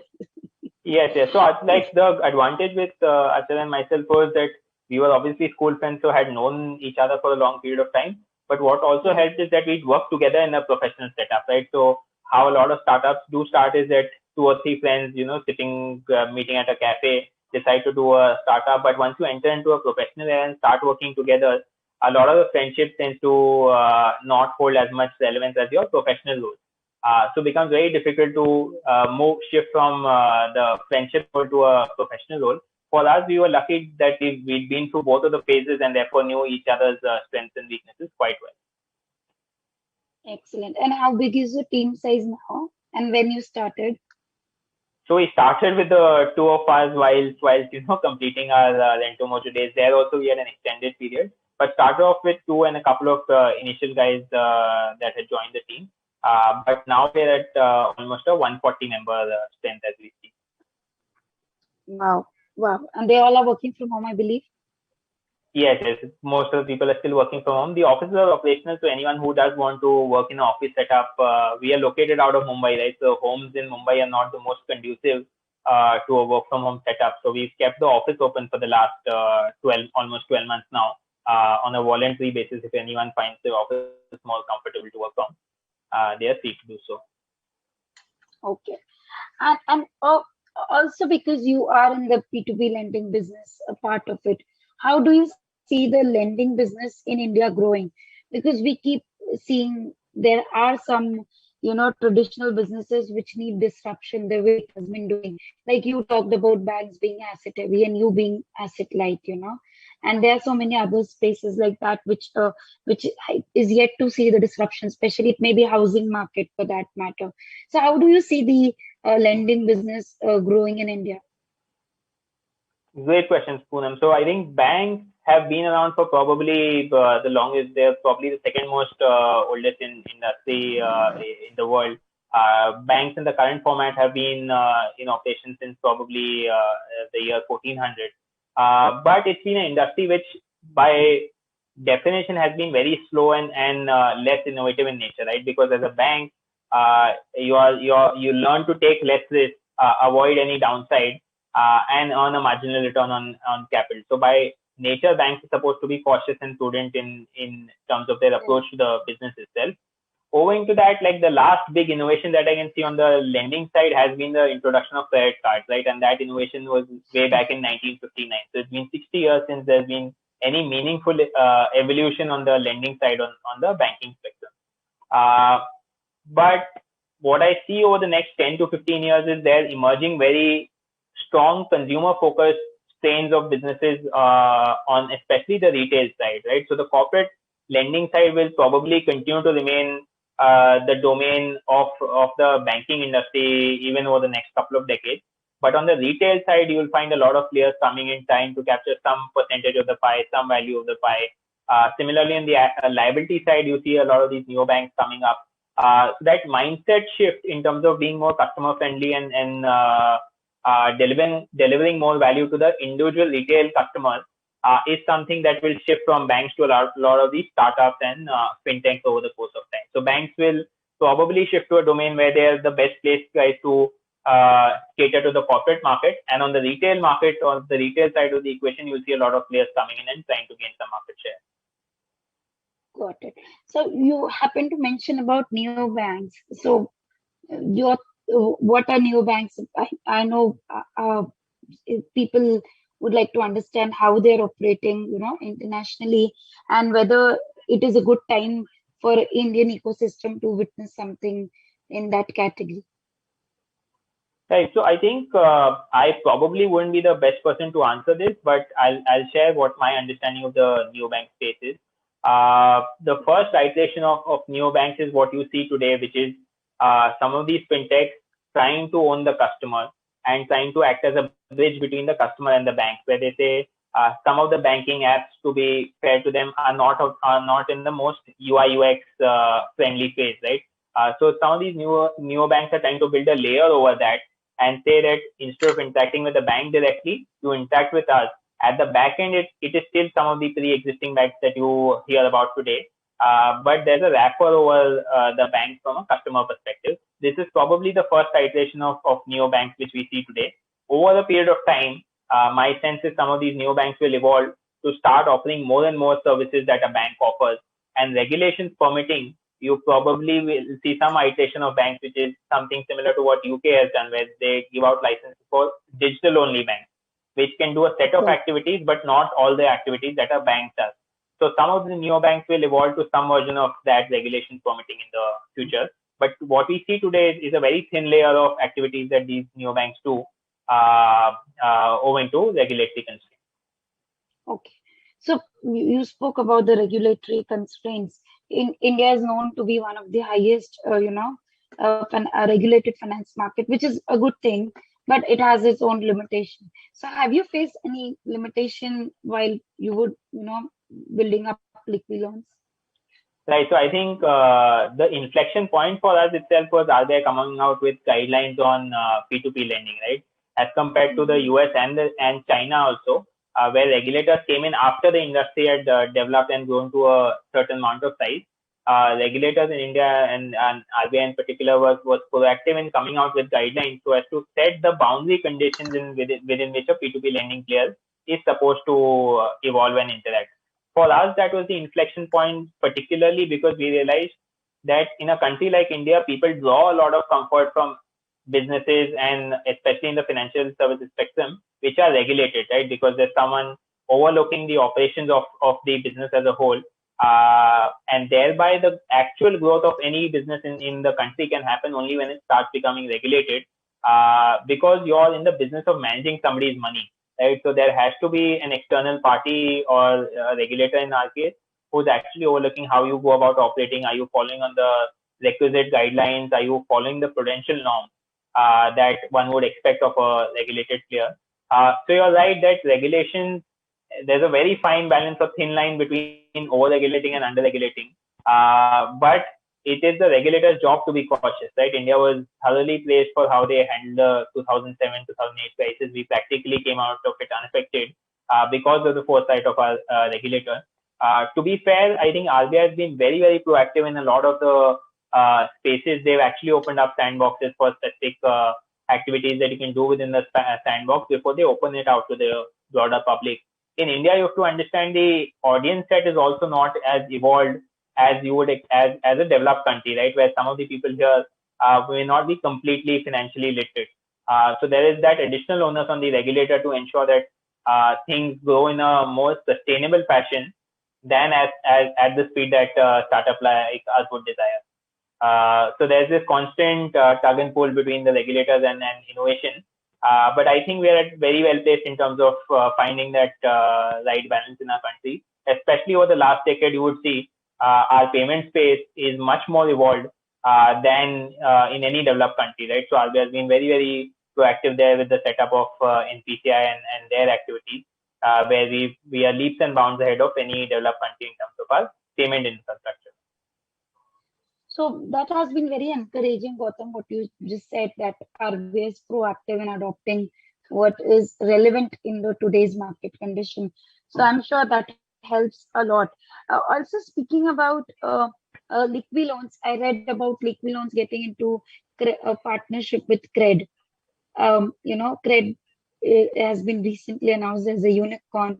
What is the partnership about, and how does it, includes more people in the spectrum of your own startup? Sure. So I'm precluded from speaking a lot about the partnership, so I'll try to stay away from the specific details. But inherently, it's a very, very strong strategic partnership, right? So CRED is trying to build a club of people who are trustworthy and who perform well on the financial side. People who who are trustworthy, who repaid all of their loans on time, have a CIBIL score of 750 plus. Now, inherently, that's a very, very fertile ground for the P2P lending kind of product to exist, right? Because there are, at all points of time, there are individuals who will have some extra money, and there at all points of time, there'll be a certain set of individuals who have a want of money. So there can be a very strong synergy in trying to collaborate and connect these set of individuals. Like I said, remove the OPEX cost or overhead cost of banks and NBFCs, and be able to deliver a great return to the individuals who have excess money, and be able to give a low cost of borrowing to the individuals who have a need of money, whilst ensuring that they get a great customer experience as well as a smooth user flow on the app, with be it CRED or Liquid. Got it. So will it result in better financial inclusion, you mean to say? Over a period of time, yes, right? So this is very early days of the P2P lending industry also, where we're trying to find a balance between greater financial inclusion and ensuring safety for the investor or the lender on the platform. As the market itself evolves and tries to become more educated, there will definitely be greater financial inclusion. In fact, to a large extent, we already are ensuring that, because as you would be aware, most banks shy away from loans on the retail side, which are below a lakh and a half, probably 2 lakh of rupees, right? Because their operating structure prohibits or restricts them from doing small ticket size loans, because the operating cost of a loan itself is high, thereby rendering low ticket size loans non-remunerative in nature. For us on the platform, the average ticket size is close to about 40,000 rupees. And these are very point of sale oriented need-based loans, where bank typically would not want to enter. So to that extent, we've already created an opportunity for a lot of individuals who would have liked to borrow, but would not have had a opportunity to borrow at that point of time. Got it. So how are you building liquid loans? Do you think it's something you look at an IPO? Because with Zomato IPO coming up and few other lines lined up for this year, there has been a positive sentiment, which is very important, correct? Because sentiments are something which drives the financial market at times. Right. So what do you think? That are you looking for an IPO? And if yes, then what is the time that it's in your mind? Sure. So we Poonam, to be fair, we are very far away from an IPO. It's like I said, day one of the journey for us, very early days. The industry is yet to evolve meaningfully. So I think we're at least 4 to 5 years away from even thinking about an IPO as we speak. That's very modest of you, because at times we listen to startup pitches and in the exit strategy they put out at an early stage also IPO, which at times, I find it, a little absurd. But you already having such a good market share and growing at a great speed with very credible name on partnership with you, that's a very modest answer. I would admit that, Gautam.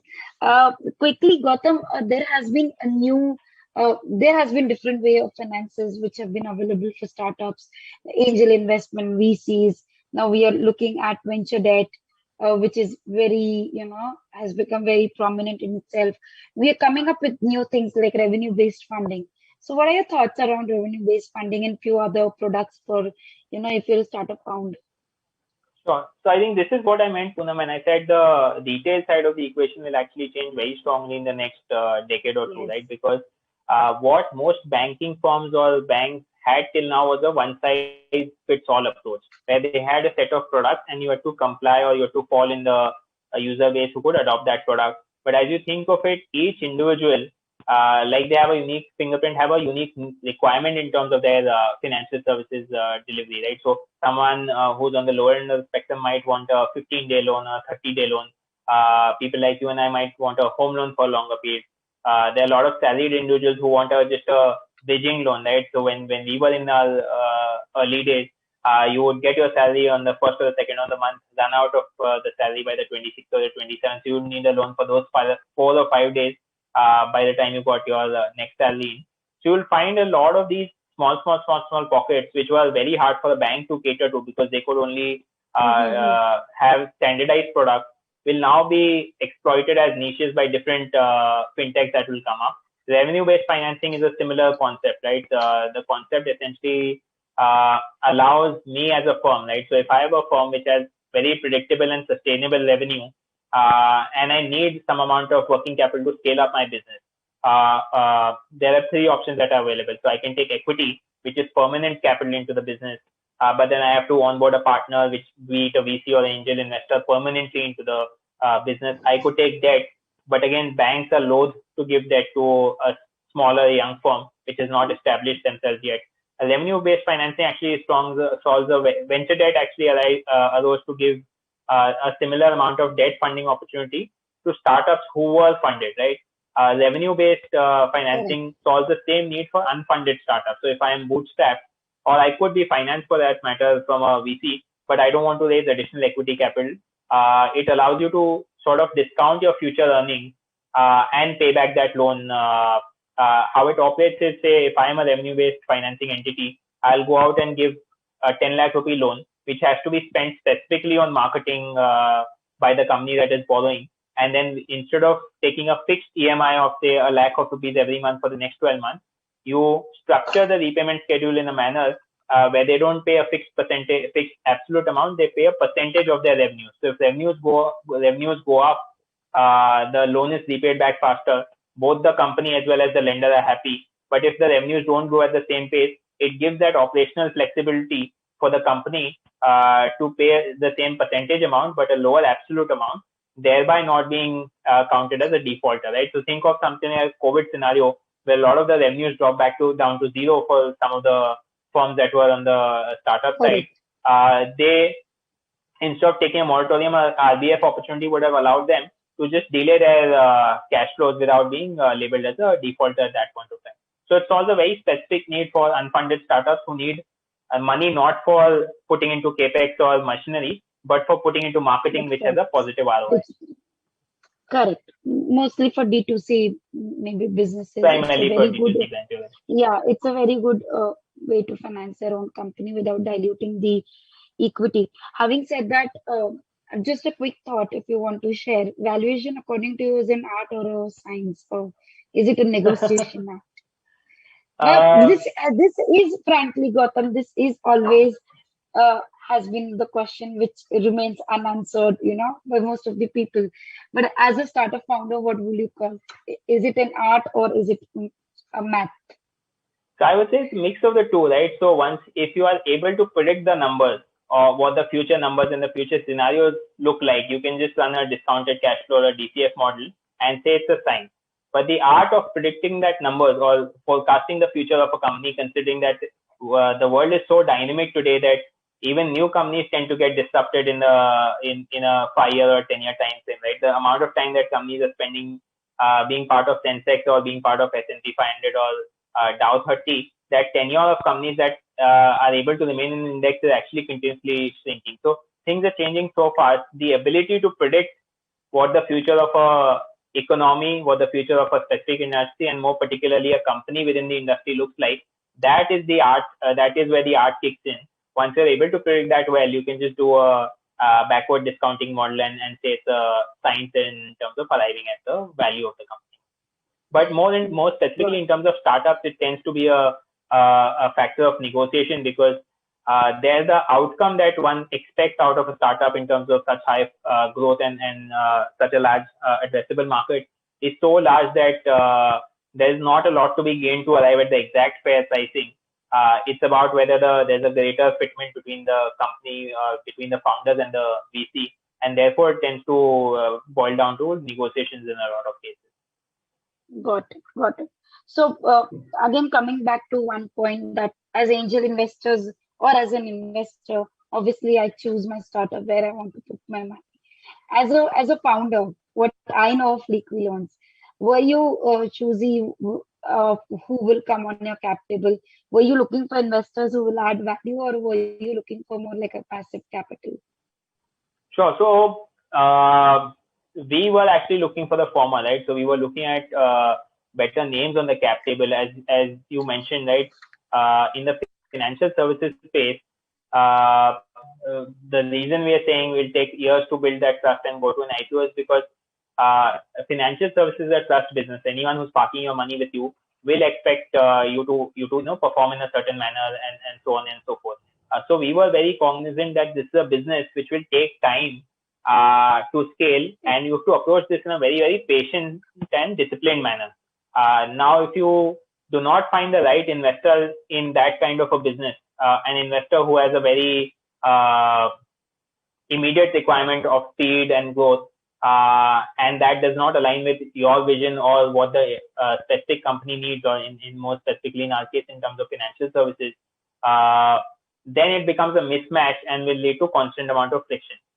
So we were very choosy when selecting our investors, that we needed investors who could understand and appreciate this point, that this is a business which in the long run can become very, very valuable, but in the short run has to focus or has to sidestep growth for sustainability and security, right? And this has been amply proven in the COVID period. Anyone who went out all guns blazing in the lending industry faced a major setback, and anyone who followed a cautious and a more disciplined approach actually tended to come out fairly unaffected in that time period.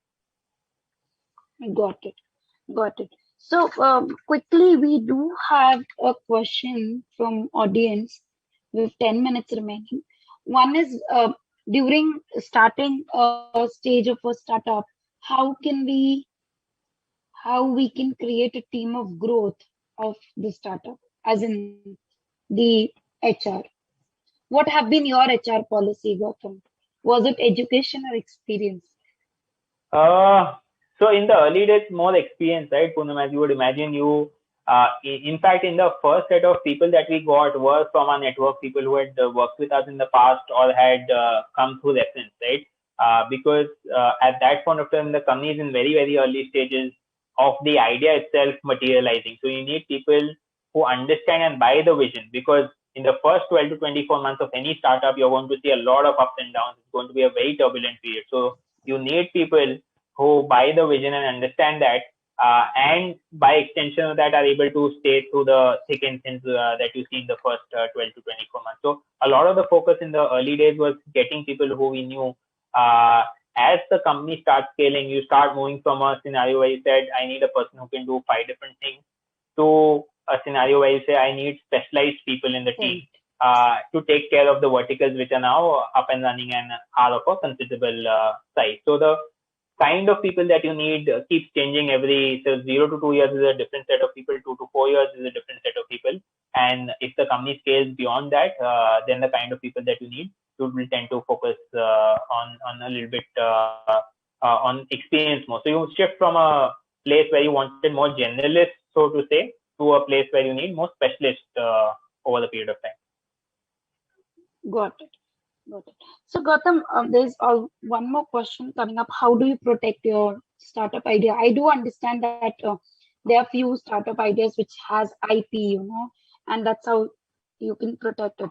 But with respect to liquid loans, like with respect to Ola, Uber, Swiggy, there's no IP as such. Correct. So, what what essentially you think can create a strong entry barrier for your competitors? Sure. So again, protection of the idea is something that you can just think of before launching, right? As soon as you enter the market, you will want customers. The moment you go out into the market and start seeking customers, everything that underlies your idea will become open and transparent to the market. And sooner or later, if it's a interesting idea, you will tend to attract competition. What our experience has been is that in the early days of a startup or in the early journey, which is 0 to 5 years, what becomes the moat is the fast execution and iteration of your idea, right? So what you started off with as an idea will not resemble anything close to what you think of the business 12 months hence and probably even 24 months hence. So your idea itself keeps on changing. What will give you a moat or become a moat is your speed of execution. So if you're executing Correct. fast and moving on to the next iteration of the idea, anyone who does hear about what you have done and tries to replicate will always be 6 to 12 months behind, right? In today's day and age, it is almost impossible to protect any idea which is not in the pharma space and has been granted a patent, right? Anything which is more open out there and is not protected by regulations to that extent, in some version or the other can get copied, right? So someone may not be able to copy the exact same idea, but an iteration of that surely can be built out by someone. So your speed of execution is what will become a moat over the period of time. That was a very valid point, Gautam. I also personally believe that execution capability is something which is your strongest entry barrier, and the speed at which you're executing and acquiring customers. Very important. Also, we have one question.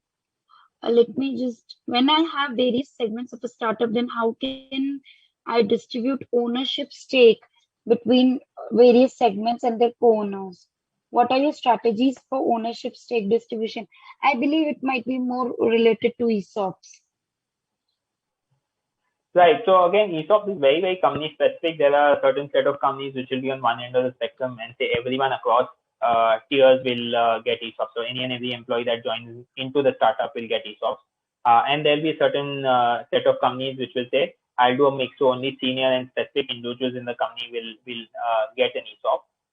More specifically to the question, I think if you have different sets of companies, it becomes a function of how you are structuring the company. There are already rules and regulations in terms of laws that describe or prescribe how you can give ESOPs to people, be it in a holding company or if you've got multiple subsidiaries, then what are the rules and regulations that you need to follow to be able to give ESOPs to all of those.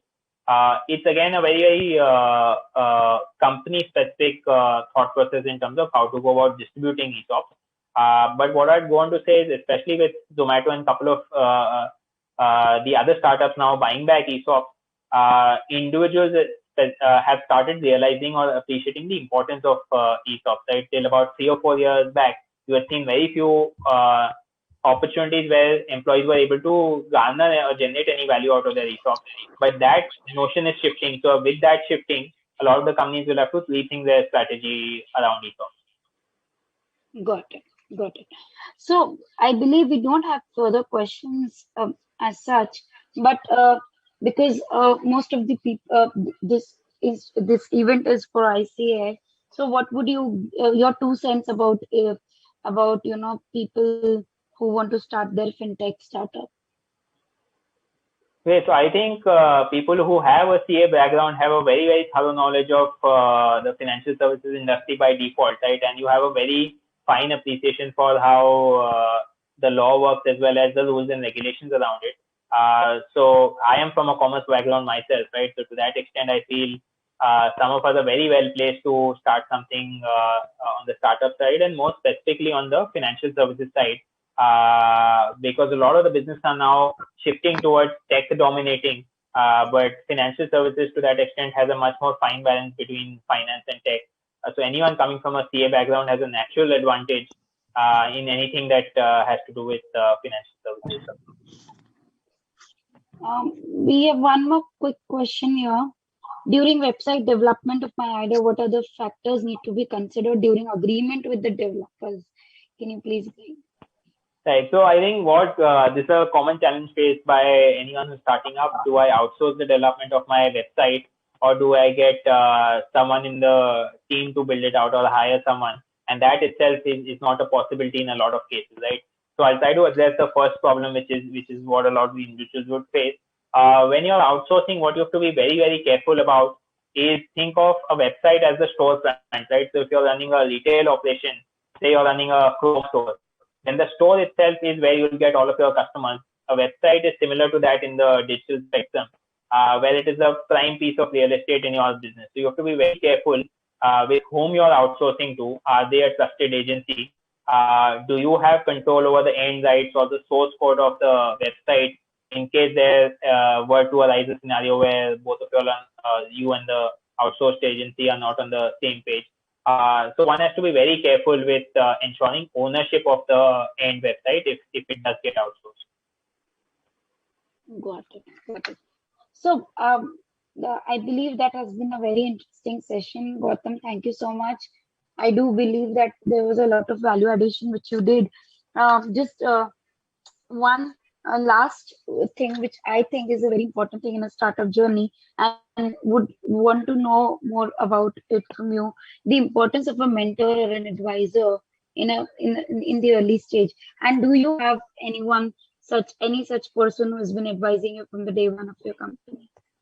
So I think like I mentioned on the co-founder piece, having not just one mentor, multiple mentors whom you can turn to while to have specific problems, right? So say there might be someone who's really good and can advise you on team building. There could be someone who might be better placed to advise you on how to approach the market. There could be someone who can give you a better advice on whether to raise or not to raise and how much to raise and so on. So luckily the startup ecosystem has now evolved quite a bit. There are a very large set of people who are willing to help you out, even though you may not have known them in the past. And that's where I have also been able to gain some insights from other people out there in the market.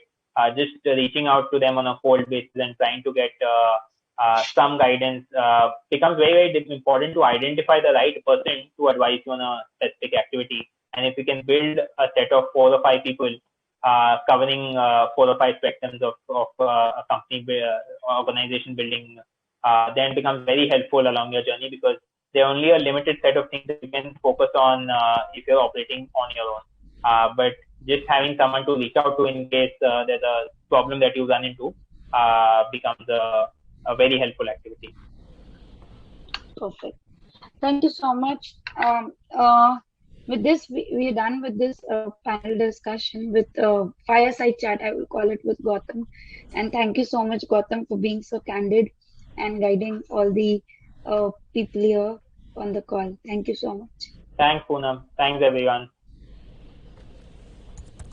Thank you to the Mr. Gautam Adukia for the wonderful and that one is enlightening session. Thank you to CA Poonam Khandelwal for nicely moderating the session. With this, we end this session. We'll move to the next session. Once again, we are thankful to our resource person for this previous session. Right now, we welcome to our resource persons, particularly Mr. Mohammad Patel, Mr. Vivek Bajaj, Mr. Sanmati, CA Pratik Jain, CA Harvinder Singh Bhatia, CA Sirang Tambe, and CA Vishal Sharma, as well as our own moderator, CA Narendra Mehta. Sir, we are handing over the session to you, sir. Thank you, Dr. Sambhej. Good evening to all participants for most electrifying webinar on startup ecosystem, opportunities and challenges. We are at the last session of this webinar.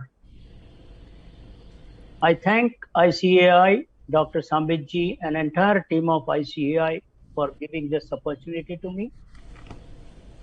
In this session, we are talking to few CAs who, instead of going for practice or taking up a job,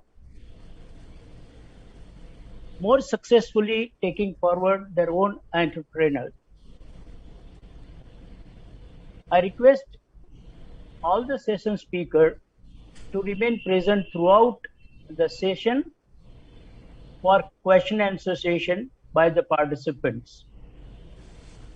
With this, I am just inviting one by one all the CS to share their journey with all the participants, and the time allotted to all of you are 7 to 8 minutes.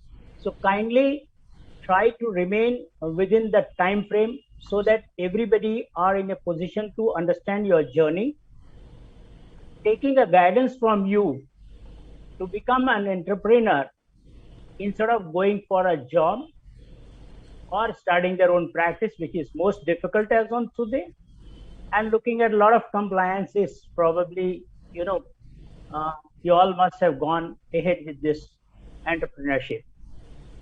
The first of all, I invite Mr. Mohammed Patel, who is the CEO of MyFitness.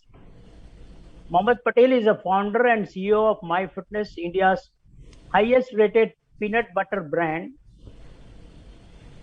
In his role at the company, Mr. Mohammed spearheaded strategy, product development, business development, and supply chain management.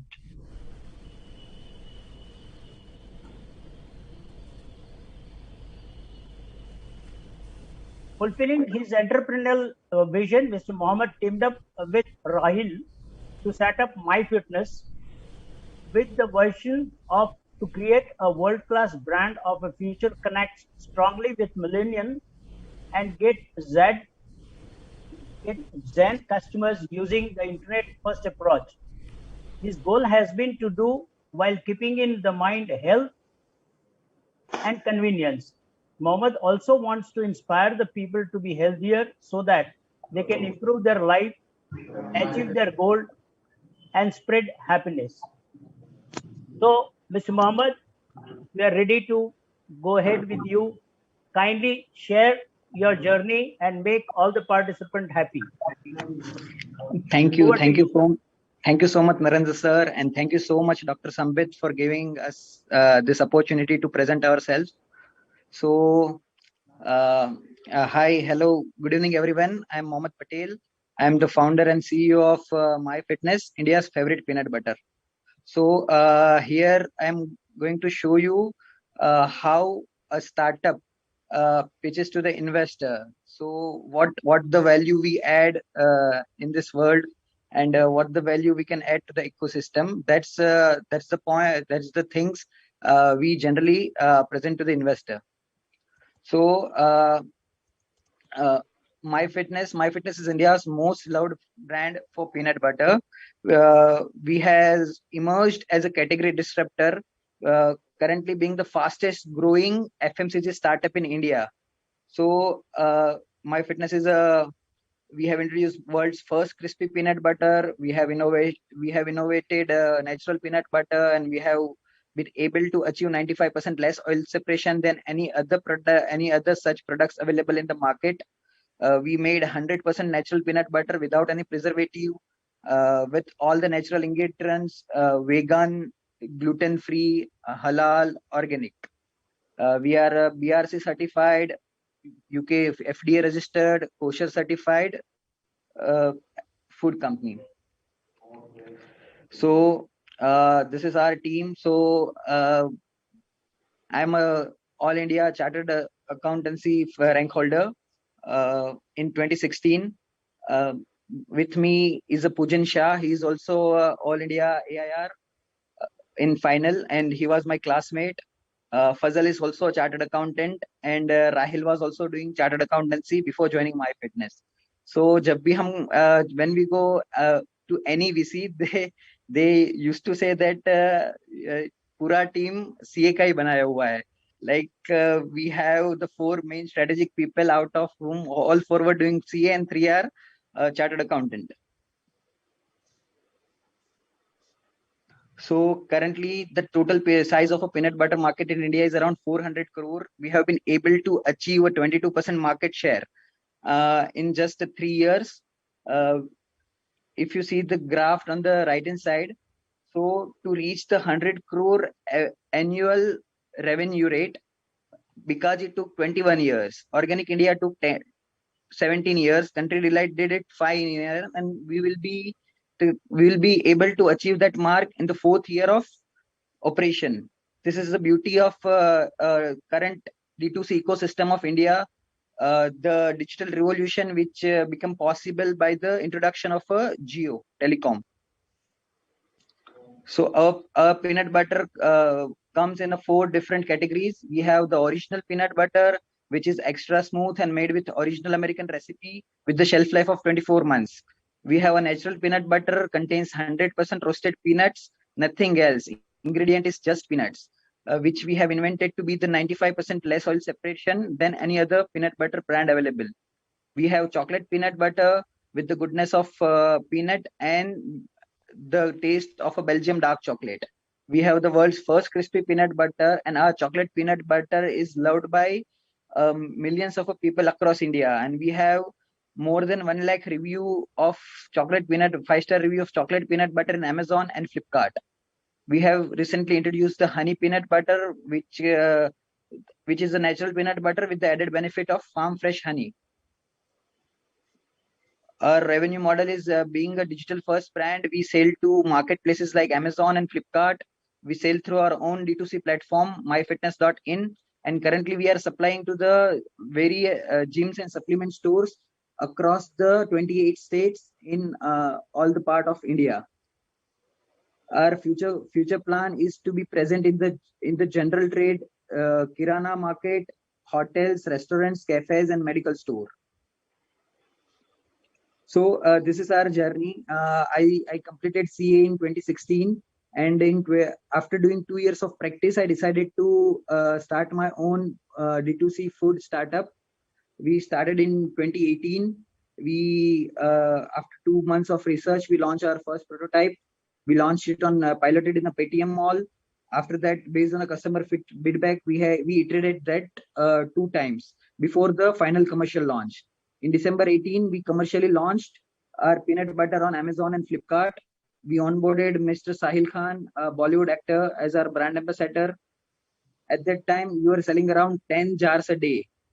After doing various marketing activity and after a wave of a COVID, which has impacted our sales by 90%. Then after we got back, and recently in the February, we have raised the funding round from 9 Unicorn Accelerator Fund. At that time, we were selling around 3,000 jars a day. We have onboarded Hardik Pandya, we have onboarded Kriti Sennen and Samantha Prabhu as our brand ambassador. We were the first Indian company to be the official sponsor of Mr. Olympia, World Cup of a fitness industry, World Championship of a fitness industry, to be held in Florida, United States. We have grown from 2 year in the first. We did 2 crore of turnover the first year, and we saw 5x growth in our second year of operation. After that, we did 30 crore last year in the March ended 21, and we are projected to grow 3x this year. Being a digital first brand, our main sales platform is Amazon, Flipkart, and our own website. So we have 4.7 star ratings in Amazon and more than 45,000 reviews with a 68% repeat rate. In Flipkart, we have 85,000 reviews and 70% repeat ratio. So we to build a digitally successful brand in this era, you have to develop a cult brand following. The people who are loyal to your brand and comes repeatedly. So we have been able to do that with more than 120,000 strong following community on Instagram. Mohammed, sorry to interrupt you. You have a minute to go, please. Yes, sir. So going forward, our plan is to expand to the more geography, introduce the new products, and expand to the more channels. We have raised $1 million funding at a valuation of $20 million 7 months ago from 9 Unicorn, and our marquee investor are ex-Beardo founders, Nutrabay.com's founder, and ex-Dr. Vedya's founder. Thank you. Happy to take any question, and you can reach us out in case any help needed at Mohammed@myfitness.co.in. Thank you, Mr. Mohammed.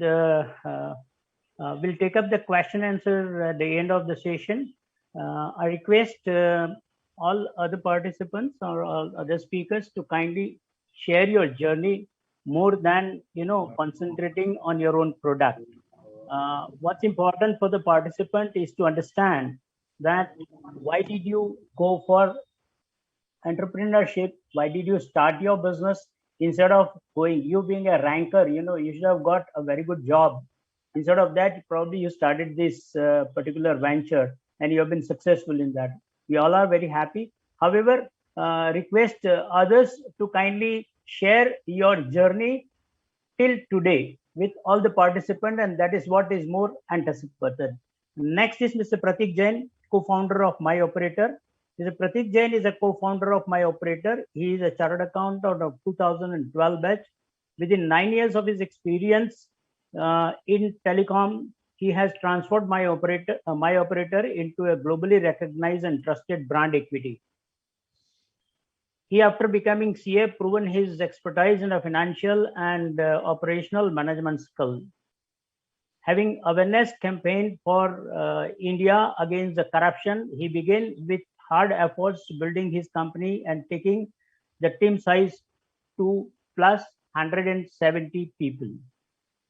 Let's understand from him why has he adopted to start his own company instead of going for a practice or going for an industry. Yes, Pratik. Thank you, Mr. Mehta. Hello, everyone. I hope everyone is doing well and just wish that we are done with this COVID-19 pandemic. Trust me, I'm today very much excited about being here and talk in front of our CA fraternity. And thank you, Mr. Mehta, for providing me this platform. My name is Pratik Jain, and I'm founder and CEO of My Operator.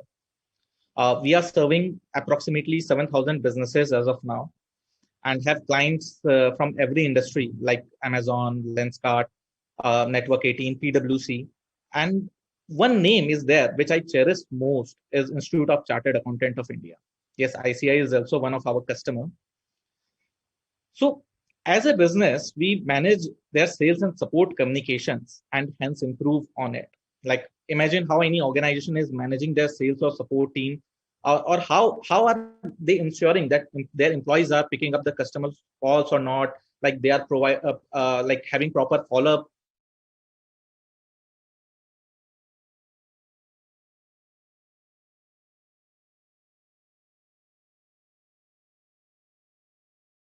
Communication and analyze it for the improvement and training purpose. But it is not only limited for businesses, but we also do lots of pro bono activities, like during any disaster across India, we provide free helplines to NGOs, and even during this COVID-19 pandemic, we helped more than 100 NGOs to set up their helpline system.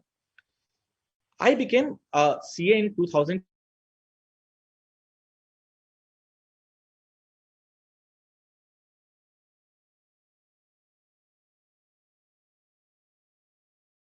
Or like joining some other CA firm or working with any corporate.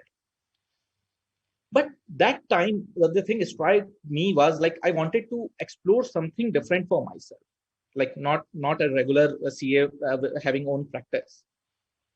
My brother is an engineer and he was working with another startup at that time. And I still remember talking to him and pursuing him to start a technology startup. At the time, we started with a very different idea and which we quickly failed into. And we had to start IT services to sustain our business. And that was the time, actually, we had a very small sales and support team where we get client complaints about our team not picking up the calls or responding clients on time. At that time, I went back into the market, started talking to other businesses, other people, how they manage their sales and customer service. And we realized that time, like there were PBX devices into the market, which was very complex and very costly affair to afford, and only large businesses were able to use it. So me and my brother had a discussion about it, and we started ideating, like if we can build a similar technology, but a simpler to use. See, I'm not a technology person, but I knew that we need a very simple system for businesses, and I saw a very small problem persisting over here, and we wanted to solve this problem. And entrepreneurship is all about solving the problem. If you can think of a problem that needs to be solved and its solution, you can build a successful business out of it. And after that, we built a prototype and launched it to market. And very soon we realized like it's a big market need. Good part was like with the initial prototype, we had a cash flow coming into which boosted our business, and we came up with the full-fledged system. One question which often like is asked from me is how from being a CA to tech entrepreneur. The answer is very simple. Completing CA gave an amazing confidence boost to me. Plus, vast exposure of CA curriculum or articleship gave me initial heads up, not only for limited to accounting, finance, or taxation purpose, but also on management perspective of business or how IT works. I wanted to go beyond what I can normally do. Definitely, that was not enough to become a tech entrepreneur. I continuously needed to learn about technology from people around me. Like I learned from my brother, I learned from the employees we hire, and I've read a lot about it, how the basics work. I used to discuss it with all the time with other people, and I used to enjoy it. Continuously working on it and discussing it with other people made me very clear about the fundamentals of the technology and the way it is fast evolving. Every day and even today, I have to learn more about tech. Like there are new ideas into the market on a daily basis. New things are coming, new perspectives. Like now, artificial intelligence is coming into the market. See, being born and brought up in a small village was a huge, like being a CA was a huge success already for me. But when I reached that milestone, I wanted to go further. And it made me believe that I do not need to be a techie to run a technology business. But there was a lot of change in mindset required from me. Like understanding the startup culture was, first of all, very difficult, especially when it used to come about how valuations are being done for the startup. And by nature, I used to be very cautious in nature, and I had an audit look on everything, whether to make any new decision or coming up with new ideas or process. I used to diligently measure everything which I needed most to change. Being an entrepreneur itself needs to be more aligned with the risk-taking mindset and quick decision making. Most importantly, it needed me to transform actually from being an auditor to an innovator. But being a CA has altogether different advantages which other tech entrepreneurs do not have. Like I understand finance to the core, which most entrepreneurs don't. Understand and know how things are going to shape up and actually get prepared my strategy accordingly. In fact, like I would like to share an interesting fact. Like when I was a CA, I could not have imagined in the past being a CA that my calls getting picked by employees or article assistants in my office. I was always of the perception that client will only want to speak to me. But now I am into a business where I am promoting employees to pick up the call rather than the owner or founder himself or like any senior staff himself.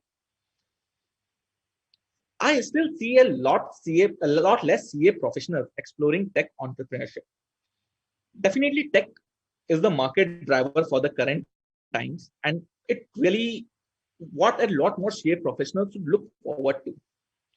And there is a very important change in this technology world.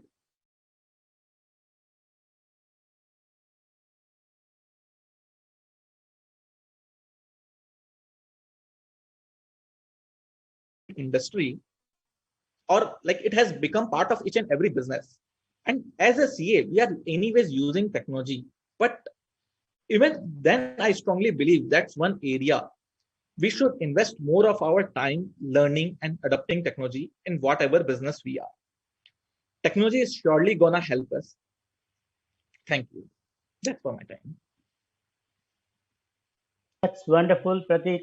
I appreciate your idea of changing yourself from auditor to an innovator. Wonderful presentation. I'm going to ask common questions to all of you at the end of this thing, which you all will have to answer on that. We go to the next, Mr. Harvinder Jit Singh Bhatia. Before that, I would love to say that probably Pratik is the youngest entrepreneur CA who must have started startup companies at the age of around 23, 24, Pratik? Yes. Oh, wonderful. That's I was right. 23 when I started with actually my own startup. All right. Mr. Harvindanjit Bhatia. Yeah. Good evening. Good evening, everyone. Good evening. Good evening, sir. With 30 years plus experience, rich experience of corporate, Harvinderjit Singh co-founded Radiowala Network in 2010 that introduced the concept of creating innovative internet-based customized in-a-store radio for retail outlets, malls, corporates, and hospitality sector in India. He is an alumni of Columbia Business School, New York. He is also a chartered accountant and holds an executive master in international trade from Indian Institute of Foreign Trade. In 2020, he co-founded Sochcast Media, an audio experience company that gives the listeners and creators an immersive audio experience, encouraging voicing thoughts, knowledge, experiences with live interactions and instant rewards for doing what they love. Let's hear his journey of 30 years as an entrepreneur and sort of an advice to CA for coming forward to become entrepreneur, especially in the era of the compliance being taken over by technology. Yes, Mr. Harvinderjit Singh Bhatia. Thank you, sir. Thank you. Welcome. For the kind words. And it's been a journey. So as a chartered accountant, I may be one of the not as the young CAs we have on the forum. I qualified in '89, and I was in the corporate world for 30 years. I was working with companies who were also in their startup journey. So it was not my money. I was working as a financial controller and then as a CFO of varied industry, from liquor when Seagram came into India. Then I joined Radio Mirchi. I was a second employee as a CFO. Then we raised private equity money, then listed the company as a finance person. You can all imagine that was a high in my life of listing a company on NSE and BSE. And post that, I've had multiple jobs as a CFO. My last assignment being with NetMagic, a data center and a cloud computing company, a highly technical company, and which we sold to NTT. And that's when I decided that before I turn 50, I need to get something on my own. So that is what drove me to starting my own journey from corporate world. Media is what I understood, had 7 years experience in radio and earlier. So that's when we decided to start Radiowala. And I think one thing which helped me start my entrepreneur journey was that during my corporate time, I was always involved in the business side of the business, not the accounting side of the business. So accounting is one part of as a CFO, as a financial controller you have, but you need to understand the business. We may not be technical people from a technology point of view, but we need to understand.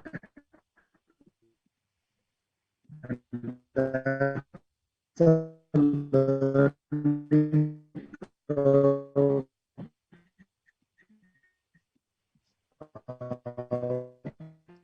I continue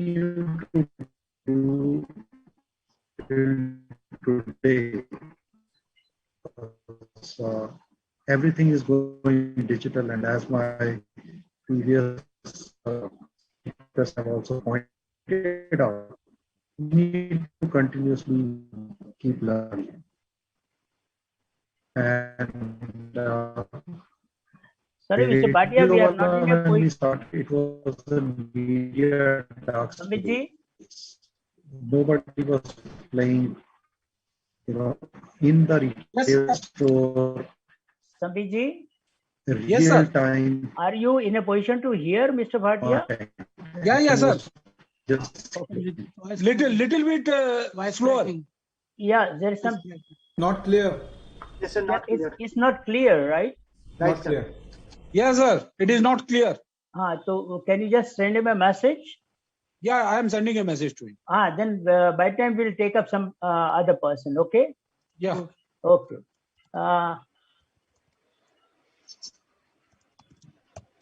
Started his screen, sir. Hello? Can you hear me, sir, now? Yeah, Mr. Bhatia, there's been some problem at your place with the network? Yeah, now I'm back. I suddenly got disconnected. So I'm okay, fine. Go ahead. Now, we have to go a little faster, Mr. Bhatia, because there are a lot of other people are in queue, That's the reason. Please go ahead, sir. So basically then we started last year, because of this pandemic, we started an online wherein the idea is to get communities to speak about whatever their thoughts are. Like we are doing this Manthan. So like CA as a community, they can have their own content channel to deliberate, to speak about it, which is the library content you keep building on. And that's what we are doing in this. So our targeted communities are like students, women, Fauji, armed forces, pet owners, doctors and health, farmers and agri, who are not given that kind of platform to speak about their thing. And that's how we are acquiring content, and we are redistributing amongst other streaming platforms to give audience to the content creators. So like we have the student community where we are launching with 3.5 million students to talk about their subject matter. And I would love to have Institute of Chartered Accountants have their own channel wherein all CAs can deliberate and exchange notes as well. We have our own IP, we help create content people. And I think that's where, this whole journey as a corporate CA helped me network with my connects and help me set up my business in a faster manner. And that's what I would, as a message, give to young CAs as well. They should communicate, they should network, and that will help them in the subsequent journeys of their life as well.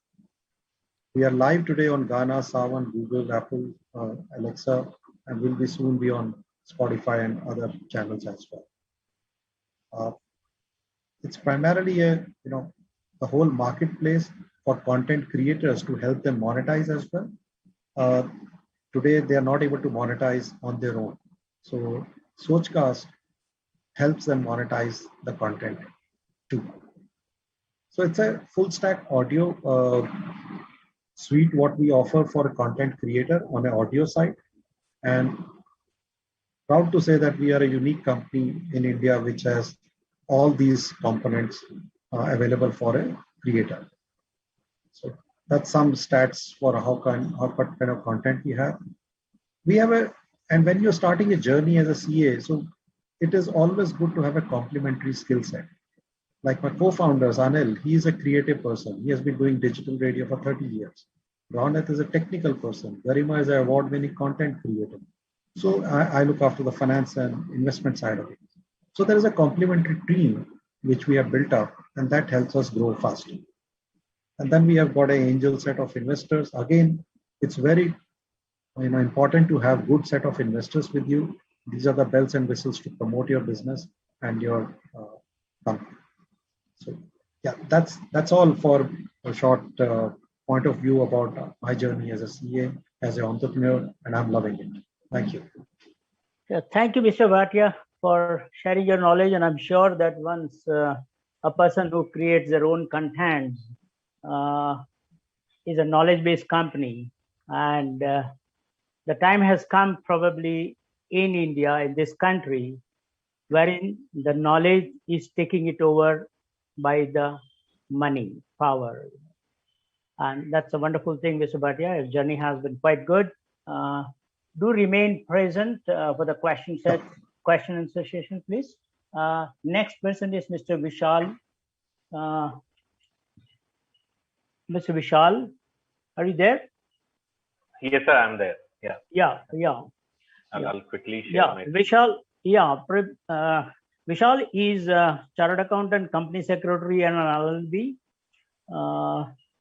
His experienced professional in a fraud investigation, forensic domain, responsible for business development and execution of assignments from large private banks and private equity. He is an MSFL and CRISIL and E&Y and got rich experience in the business development, equity research, and consultancy. He had 2 entrepreneurial stints wherein he successfully sold his first venture, whereas the second venture had closed down. Mr. Vishal, we would love to hear from you, and we shall appreciate in case if you can elaborate on your statement of second venture had closed down also in your Absolutely, sir. Absolutely. First of all, Vishal, thank you. Platform is yours. Yeah, you can hear me, right, sir? Yeah, absolutely. Absolutely. First of all, thank you very much, sir, and a very nice initiative by ICAI, primarily encouraging the startup community. I think this is one of the legs which was not addressed, and I see a lot of activities happening here, and I'm sure that we'll do much better from a startup ecosystem perspective also going forward.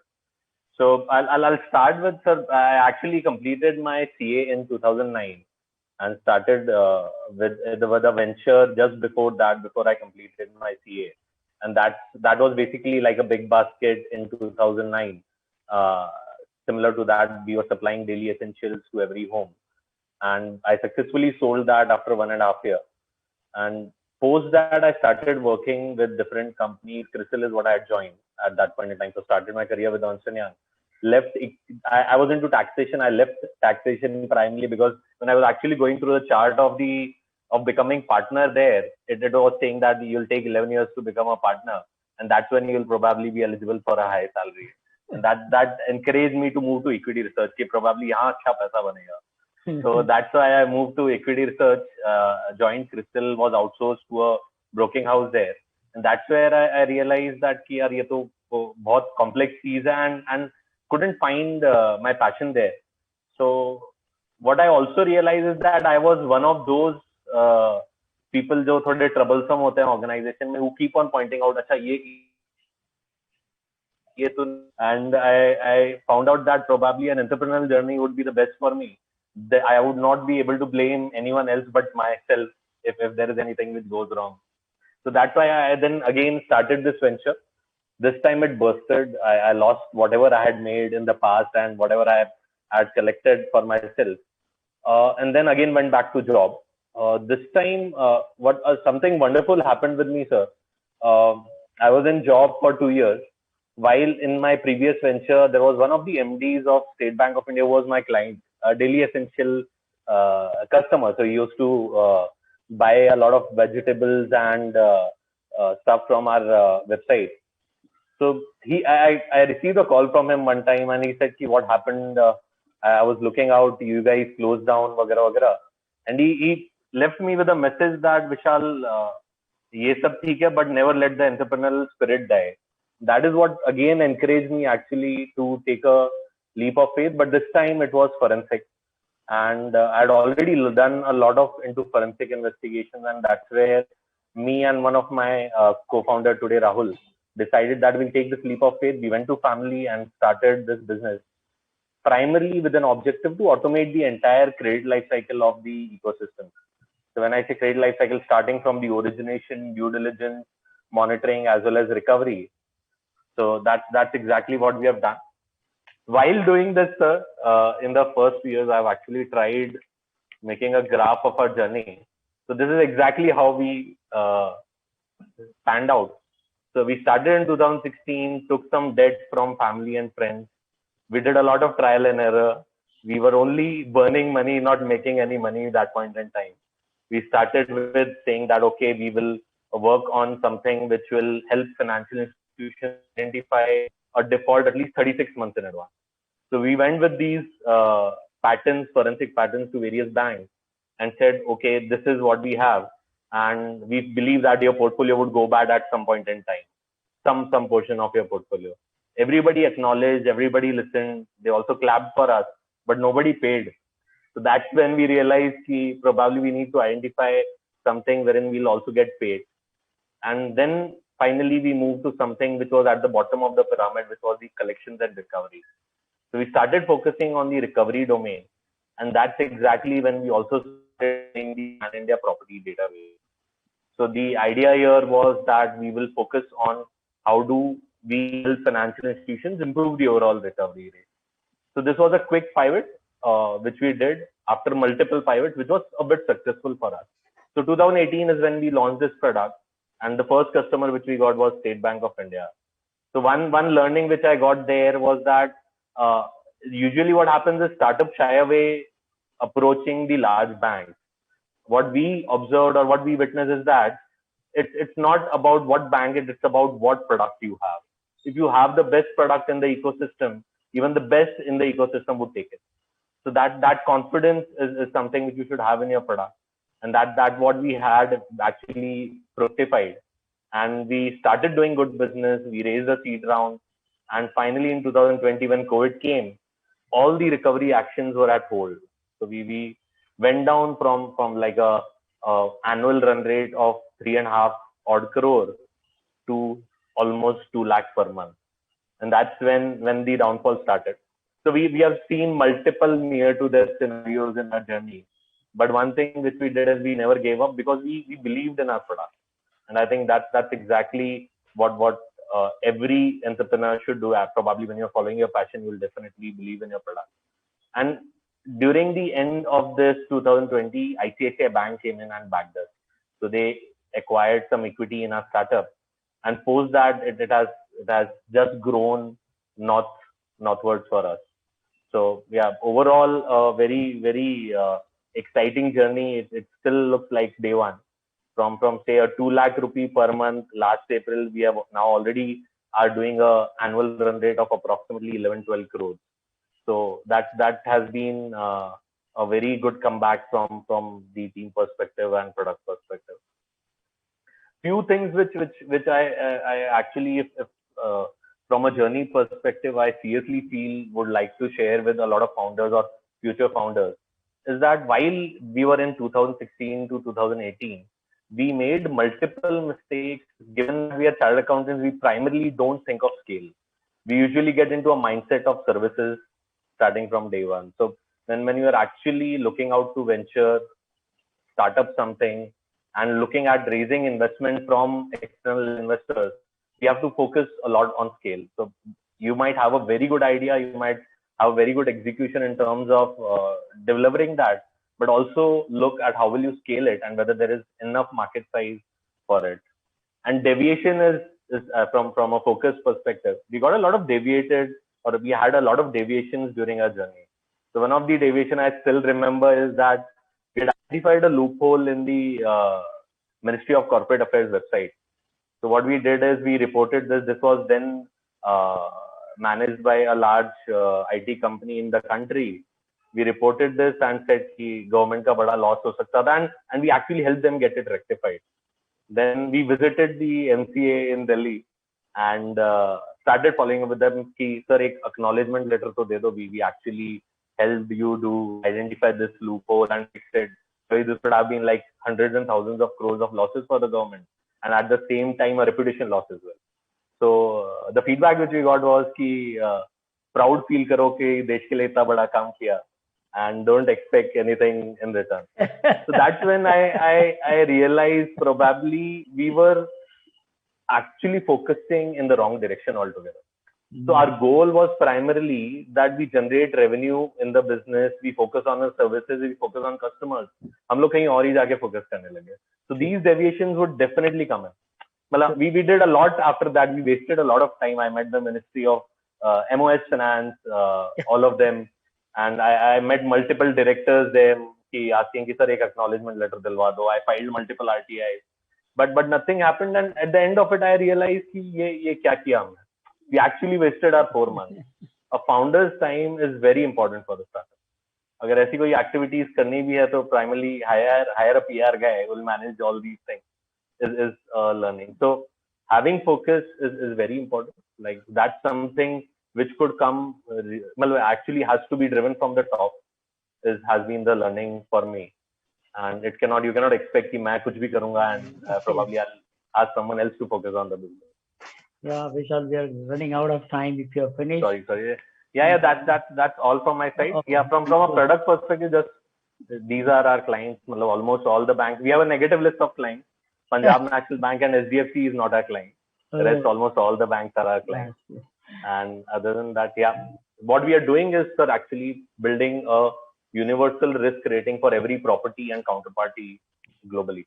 Wonderful. So the way we have CIBIL today, you check the CIBIL score and lend. Similarly, we are building a property score. You'll just look at the property score and lend against the property. Yeah. Thank you, Vishal. One very good thing I liked was the confidence in your product. Probably you must have learned when you were in the research company. Whenever you select a particular company, you need to have a confidence in that company, and you are sure that company grows, which is a wonderful thing. And it's a knowledge to everybody. I mean, all these participants, those who are there, need to have a confidence in yourself, which most of the time CA lacks, Yeah, we'll talk, Vishal, a little later on. Remain on the screen, and then we'll have question and session. The next question we have is Mr. Srirang Tambe. Mr. Tambe, you're there? Yeah, I'm there. Yeah, good evening to all. Good evening. Good evening. Mr. Tambe, you have a very large profile, but I would like to, shortcut it, sharing with all the participants that he is a CA, CL, FP, US, and is a founder and CEO of Origa Lease Finance, India's largest first lease tech that provides leasing and assets life cycle management solutions to small and medium enterprises in the MSME and healthcare segment in India. It's first in India to offer the entire equipment leasing solution on a seamless technology platform. His philosophy in starting Origa was to promote financial inclusion at B2B level. He has an experience of 20 years, having worked with Clearwater Capital Partners USA, PwC Assurance Advisory. With this small introduction, Srirangji, I would hand over to you the mic. You can go ahead and share your journey with all the participants. Yeah, yes, sure. Thank you. Go ahead, sir. Yeah. Good evening to all. I would like to share my journey. I don't have a presentation because as it was rightly said, we have to share a journey and not about our company and product more so, but a quick background. So I actually entered entrepreneurship almost in 2007. I qualified in 2004 and I actually did service only for 3 years. I entered entrepreneurship in 2007 and technically this is my third venture.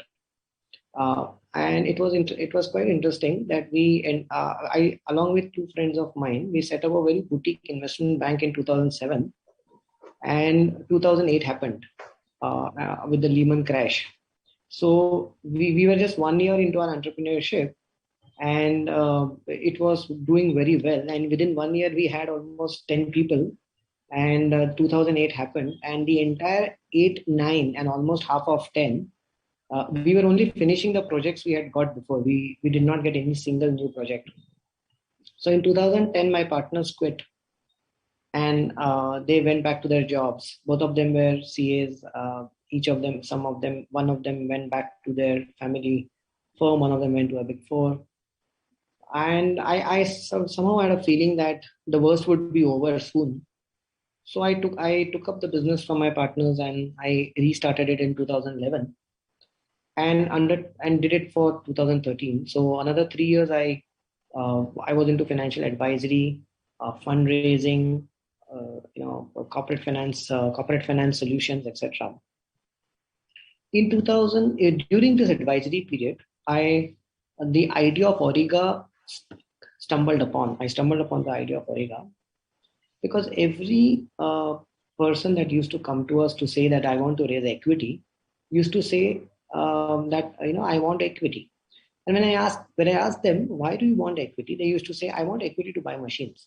So it used to always, surprise me that somebody wants to raise the most expensive form of capital in the most depreciable form of asset. And I never understood why somebody would want to do this. And it was sheerly because of lack of innovative fixed income products in the market. With that thought process and with that incoming inquiries during my advisory business, I decided to start the equipment leasing business that Sir spoke about. And in 2013, I started this third venture, which was the equipment leasing business. Today, we are one of the foremost equipment leasing companies in the MSME and healthcare space. We do industrial machinery and medical equipment. We are an end-to-end solutions provider. So right from procurement of the machinery to leasing, to recycling it, to maintaining it, we do all the services for small enterprises. But coming back to the entrepreneur journey, it was a very tough journey earlier because we realized that we don't need to sell a product. We need to start selling from a concept. So people never understood what we were trying to do. It was a completely new concept that we were trying to promote in the market. Everybody used to say, sounds interesting, but I don't understand anything. Sounds good, but I don't understand anything. Everybody used to say, I would need my CA to really validate what you're saying because I don't understand the financial implications of your product. So we realized that our sales cycle is phenomenally long because we are not selling a product. We are first trying to educate and sell a concept. So we started from there and it was an evolution journey because right from concept sell to taking seminars to educating people to then selling a product, we have reached a stage today. So we had an evolution stage and it's very interesting. Initially, people used to come to us because they were rejected by all other financiers. So they thought somebody is new in the market, would be desperate for business. So let's go to them. So they came to us. The next evolution stage came when people thought that we are a serious player and people started understanding the product. So they said, this product sounds interesting. I don't understand much, but I would like to know about it. I would like to understand it. So that was the second phase of the evolution of our journey. We have today reached a stage where people say, I have many options on my table, but I still want to go with your product because I have understood the benefit of your product and I like the way it is offered to me. So right from saying that let's go to Origa because we are not getting financing from anywhere else, to a stage where even a 400 or a 500 crore company is coming to us for a leasing, has been a very terrific journey. It has been a journey where we had to spend a lot of time in counseling people as to why they should go with our product. And the market is pretty large. We believe that it is only our perseverance and the tenacity and the belief in our product which actually held us into this market. There were three things. There were many shocks that we have faced during the journey. So the first shock that we faced was the Punjab National Bank issue. Then it was ILNFS. Then came the PMC, Cooperative Bank issue. Then came COVID. So the issues were just not getting over. You were out of one problem and the second problem was in front of you at a macro level. However, I'm happy to say that only because we built our product and our offering in a very right manner, we stressed a lot on the customer experience, customer solutioning, and the delivery of the product. And more importantly, we were ruthlessly honest with our customers. We were ruthlessly honest to say, sir, this will happen or this will not happen. We never took anybody for a ride.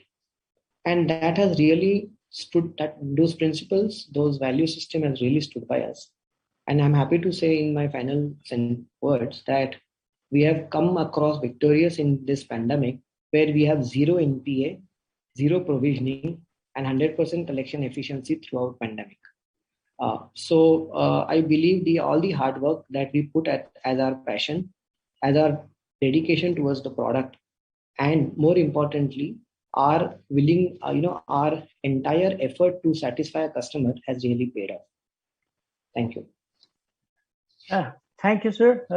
Having shared your journey, it was a wonderful journey, and we are sure that sometime is a bad time in the life, and how to tackle that, probably one has to learn from you. Next, we have is Mr. Vivek Bajaj. Vivek is Chartered Accountant, CS, MBA, and is a founder of elearnedmarkets.com, India's largest platform for financial market education, with over 10 lakh learner and stock age. Let's hear him. Vivek ji, can I request you one thing? Sir, if you can just try to complete as soon as possible, it would be better, because we have a question lined up, and the time which is extended is not more than 15 minutes by ICAI as usual. But for the benefit of all the participants, I would love to request Vivek ji and Mr. Sanmati Pandey to remain as brief as possible. Thank you, sir. Vivek ji, you can go ahead. Okay, so let me try to sum up in 200 words as early as possible. So, being a chartered accountant, one of the biggest disadvantage we have gone through is learning the art of selling ourselves. And immediately after CA, I joined JM Financial Mutual Fund as a sales executive, because I wanted to get out of that embargo of not knowing how to sell. And after doing fair bit of selling in mutual fund industry during UTI fiasco, which was the most toughest time to sell mutual fund in those era, I did my MBA from IIM Indore in 2006, and then I joined JM Financial again as a commodity analyst, and I started my journey as a trader. So from a chartered accountant to a financial market trader, and covering all various market asset class, commodity, currency, and learning technology. So running a big algo trading desk with almost 50 IITians trading financial market on a minute-to-minute, second-to-second basis, and learning the art of technology. As Pratik rightly said, that being a CA, it helps you to open up your mind, open up your vision, that you can do a lot of things. And obviously being an MBA, it really helps to build your confidence inside you to do a lot of things as well. So from a CA to a sales executive to running an enterprise which has technology, digital marketing, and a lot of things embedded. What I'm doing right now for the last 7 years, fulfilling my passion of giving back to society by creating products which will empower retail investors. Elearned Markets is India's largest financial education platform, and Stockage is, people call it Bloomberg for retail investors, helping retail investors decode the art of data and analytics in the most simplified manner. I'm also these days focusing on creating digital content. I have almost 180,000 Twitter followers, almost 333,000 YouTube subscribers. So loving this journey of creating content, relevant content for retail investors, reaching to masses and helping them understand this whole art and science behind financial market. So the journey has been quite rewarding. Thank you, CA fraternity, for supporting and motivating people like us who are trying to be iconoclast, who are trying to be different and creating a mark in society for ourselves. I hope I met your expectation of meeting the time. Yes, Vivek, I'm really happy. Need to share and take a minute of everybody. I was a person who was appointed by SEBI on mutual fund committee, especially with reference to the commission which was paid to the commissioned agents. We were opposing it maybe during 2014-15, where the investment in MF has gone down substantially, because the MF have not been doing wonderfully good for the people. But look at today, people have come back 33 lakhs, 35 lakhs crore of rupees in mutual fund is the journey of an Indian spending. Spending is an economy, right? So far as the money is coming to the market, they are bound to do wonderfully good. Anyhow, Pratik, anyhow, Vivek, thank you very much for sharing your journey with us. Last but not the least, we have Sanmati Pandey. Yes, Mr. Pandey of GrowFeature, if you can just. Thank you, Narendra sir. I'm going to also keep it very short. And I'm a chartered accountant, so मैं सबका profit भी करके जाऊंगा for all the ICAI members. So guys, I am Sam. I'm a chartered accountant. I also did my MBA from NMIMS and CP Australia. Not that I was interested, but my best friend actually was a CA ranker, so मेरे पे इतना pressure था that I had to study more. And my family is full of doctors, so I was the only guy who took commerce and was the black sheep. I really wanted to. Then I worked for 10 years, in international corporate finance and treasury, led acquisition, for 3 iconic hotels for $1 billion. I worked for 10 years. The only Yeah, Sanmati, can I have 30 seconds? Yes. Of sharing your knowledge with the participant. Yes. So Mr. my only Sanmati knowledge, guys, Pandey, is Mr. Sanmati Pandey headed my only acquisition knowledge of 3 iconic hotels for $1 billion across 3 geographics. Yes, so we acquired. I was, a part. We acquired the Plaza Hotel from Trump Organization. The Dream Downtown in New York, and then the Grosvenor House Hotel in London.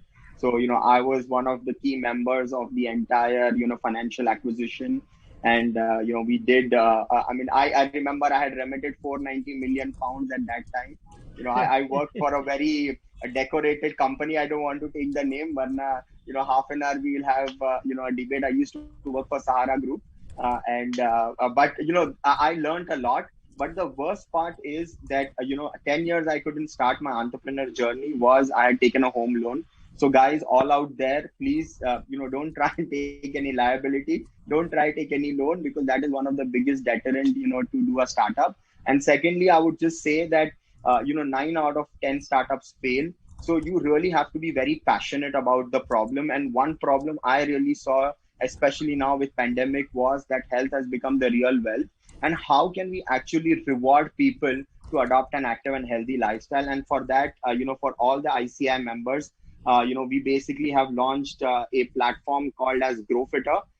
So GrowFitter basically, just like we add financial benefits to the balance sheets, we add financial benefits to your physical activity. And I would want to urge everyone, we have a fantastic contest for all our ICI members. You guys just have to go on, Play Store or App Store. You have to download the GrowFitter app. Once you download the GrowFitter app, you just have to go, if you can see my screen, go to the activity section. I know you guys have fantastic financial knowledge, but I want to know how much you know about your health. So just go in the health quiz, and you guys have to just answer 7 on 10 questions, very easy questions. And the best part is, whoever answers 7 on 10 questions gets a free 500 rupee protein shaker from the GrowFitter team. You just have to, send us an email at support@growfitter.com. If you have got 7 on 10 questions, just give us your name and mobile number, and you will get the free shaker. And one lucky winner will also get a complete fitness kit. So guys, don't burn your cash, burn your calories. Our app is very simple. What we do is, you just have to do a 30-minute walk, run, cycle on a daily basis, because as per American Heart and WHO, it's been proven that a 30-minute activity help you to improve your health. I know a lot of chartered accountants sit at home and have put on a lot of weight. So guys, just do a 30-minute walk, run, cycle on a daily basis. And once you do that, if you do 5 on 7 days, you get a Disney Hotstar subscription. 10 on 12 days, you get free protein shaker. And 30 on 30 days, you can win an iPhone 11. So the app is very simple. We reward you to stay healthy, we incentivize you, and the app went completely viral. Since the last 4 months, we've got now more than 300 plus thousand downloads, and we also have some premium rewards like Google Home Mini, Apple AirPods.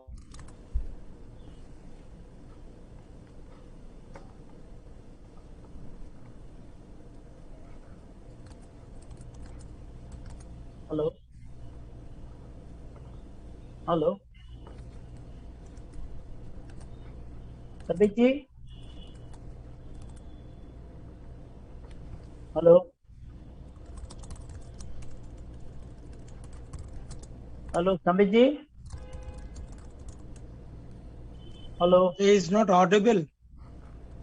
Sabitji is also not there, it seems. No, it appeared Hello, that he is trying Mr. to screen share. Yeah, Mr. Sambitji, Mr. Sanmati, we can't hear you. Hello, am I audible now? Yeah, now it's okay. Yeah, we can't hear you. Yeah. Yeah, you are audible. What was the last part, sir? If you can just help me. No, you were saying how it works, like, you were trying to give the benefits to the members, So sorry. So again, it's very simple, guys. Just go on to GrowFitter app. Just download the GrowFitter app. Go in the activity section. I'll just share the screen one more time. And sorry for the technical glitch. Just go, to the GrowFitter app. Download the GrowFitter app. Click on the activity section. You'll just get a health quiz. Answer 7 on 10 questions.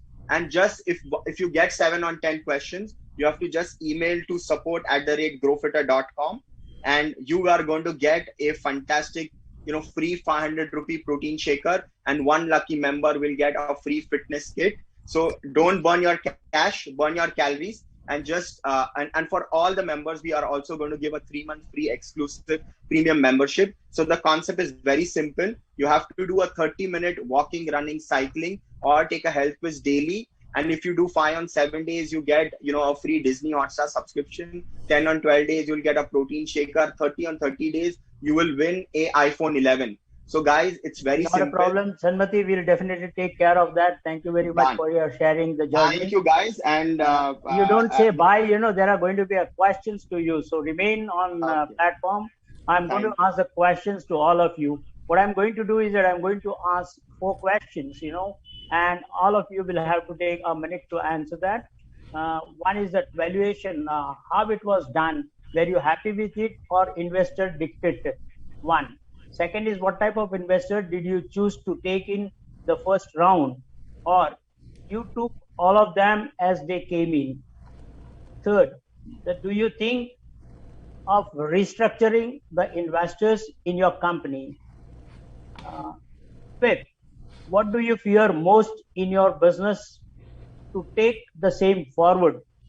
Therefore, MO, month-on-month burning, shortage of funds, turnover of executives, or replacement cost of the same app. Mr. Bhatia, if you can start with Mr. Bhatia. Yes, sir.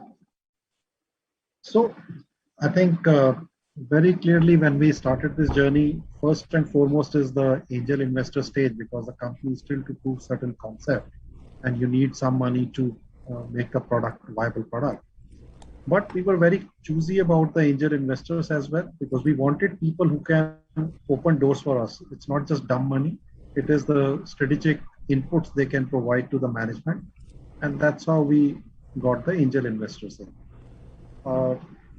Rest of the things on future growth, definitely, one of the things we have is that keep the burn down and be prudent on what you are spending money. Just getting investors on the board doesn't mean that we have a free ticket to spend money. So that discipline has to be maintained, and I think that's what as a CA we can be the watch guard over there. Yes, to that extent. That's good. Any fear that you see in your business? The fear is that we have to always be on our toes on technology, on content. You have to keep innovating, because as you come into the market, there would be a lot of Me Too players coming in. And if someone else gets a better check or a wallet share, and they won't try to spend money and burn money, one needs to be very watchful of what's happening around the world, and not just in your space. Maybe you don't know your competition, where it may be coming from. We are in media, but what we see is that maybe the Facebook or the social commerce companies would be the strategic player or a competition. So we need to be aware of the surroundings. How do you look at Mr. Mohammed Patel? I think very, very innovative, and to get to No, sir. Mr. Mohammed Patel is there? Mr. Patel? If he's not there, Pratik, if you can just share your views on these questions. Pratik Jain? You can unmute yourself. Yes. Go ahead. So actually, your voice was little cracking up here. Can you repeat the question once again? Yeah, it's a valuation, how it was done. Were you happy or investor dictated to you? Number one. How did you attracted the investor in the first round? What's your risk that you look at your business? And would you like to restructure the investor? Let me reconnect again. Actually, voice is cracking at my end. Let me reconnect again. Valuation? Just a second. I'm reconnecting this call again. Okay. Well, meanwhile, Vishal, if you can share your views on this. Sure, sir. Yeah. So, sir, valuations primarily, whoever didn't give us the right valuation, we didn't take money from them. So that's completely out of question. On the investor side, definitely it was a play of actually meeting them, talking to them, whether we had good alignment with them or not. Compatibility was very important there for me also, whether they'll support me during bad times or not is what I looked at rather than names. Primarily, I'll be very candid. Chartered accountants ko zyada koi bhav nahi deta in the investors ecosystem. But yeah, if you can actually clearly make out. So we have investors as good as ICICI Bank, but we probably are yet to get any big name other than ICICI Bank. From a restructuring perspective, sir, I think we should always give an opportunity to the people who have helped us in the past to make a lot of money. If they make a lot of money, yes, restructuring can be done. I'll not, if some VC comes and says, "Yaar, cap table clean karo," just because I want to enter, is something which I'll not entertain. And the last one is from a fear perspective, sir. As on date, fear is primarily from the perspective of crashing in terms of the demand we have for our products. So So that's exactly we need to scale very fast, and that's exactly what the team is focusing on. Right. Yeah, Pratik, you are there online now, Mr. Mohammed Patel. Who else is there?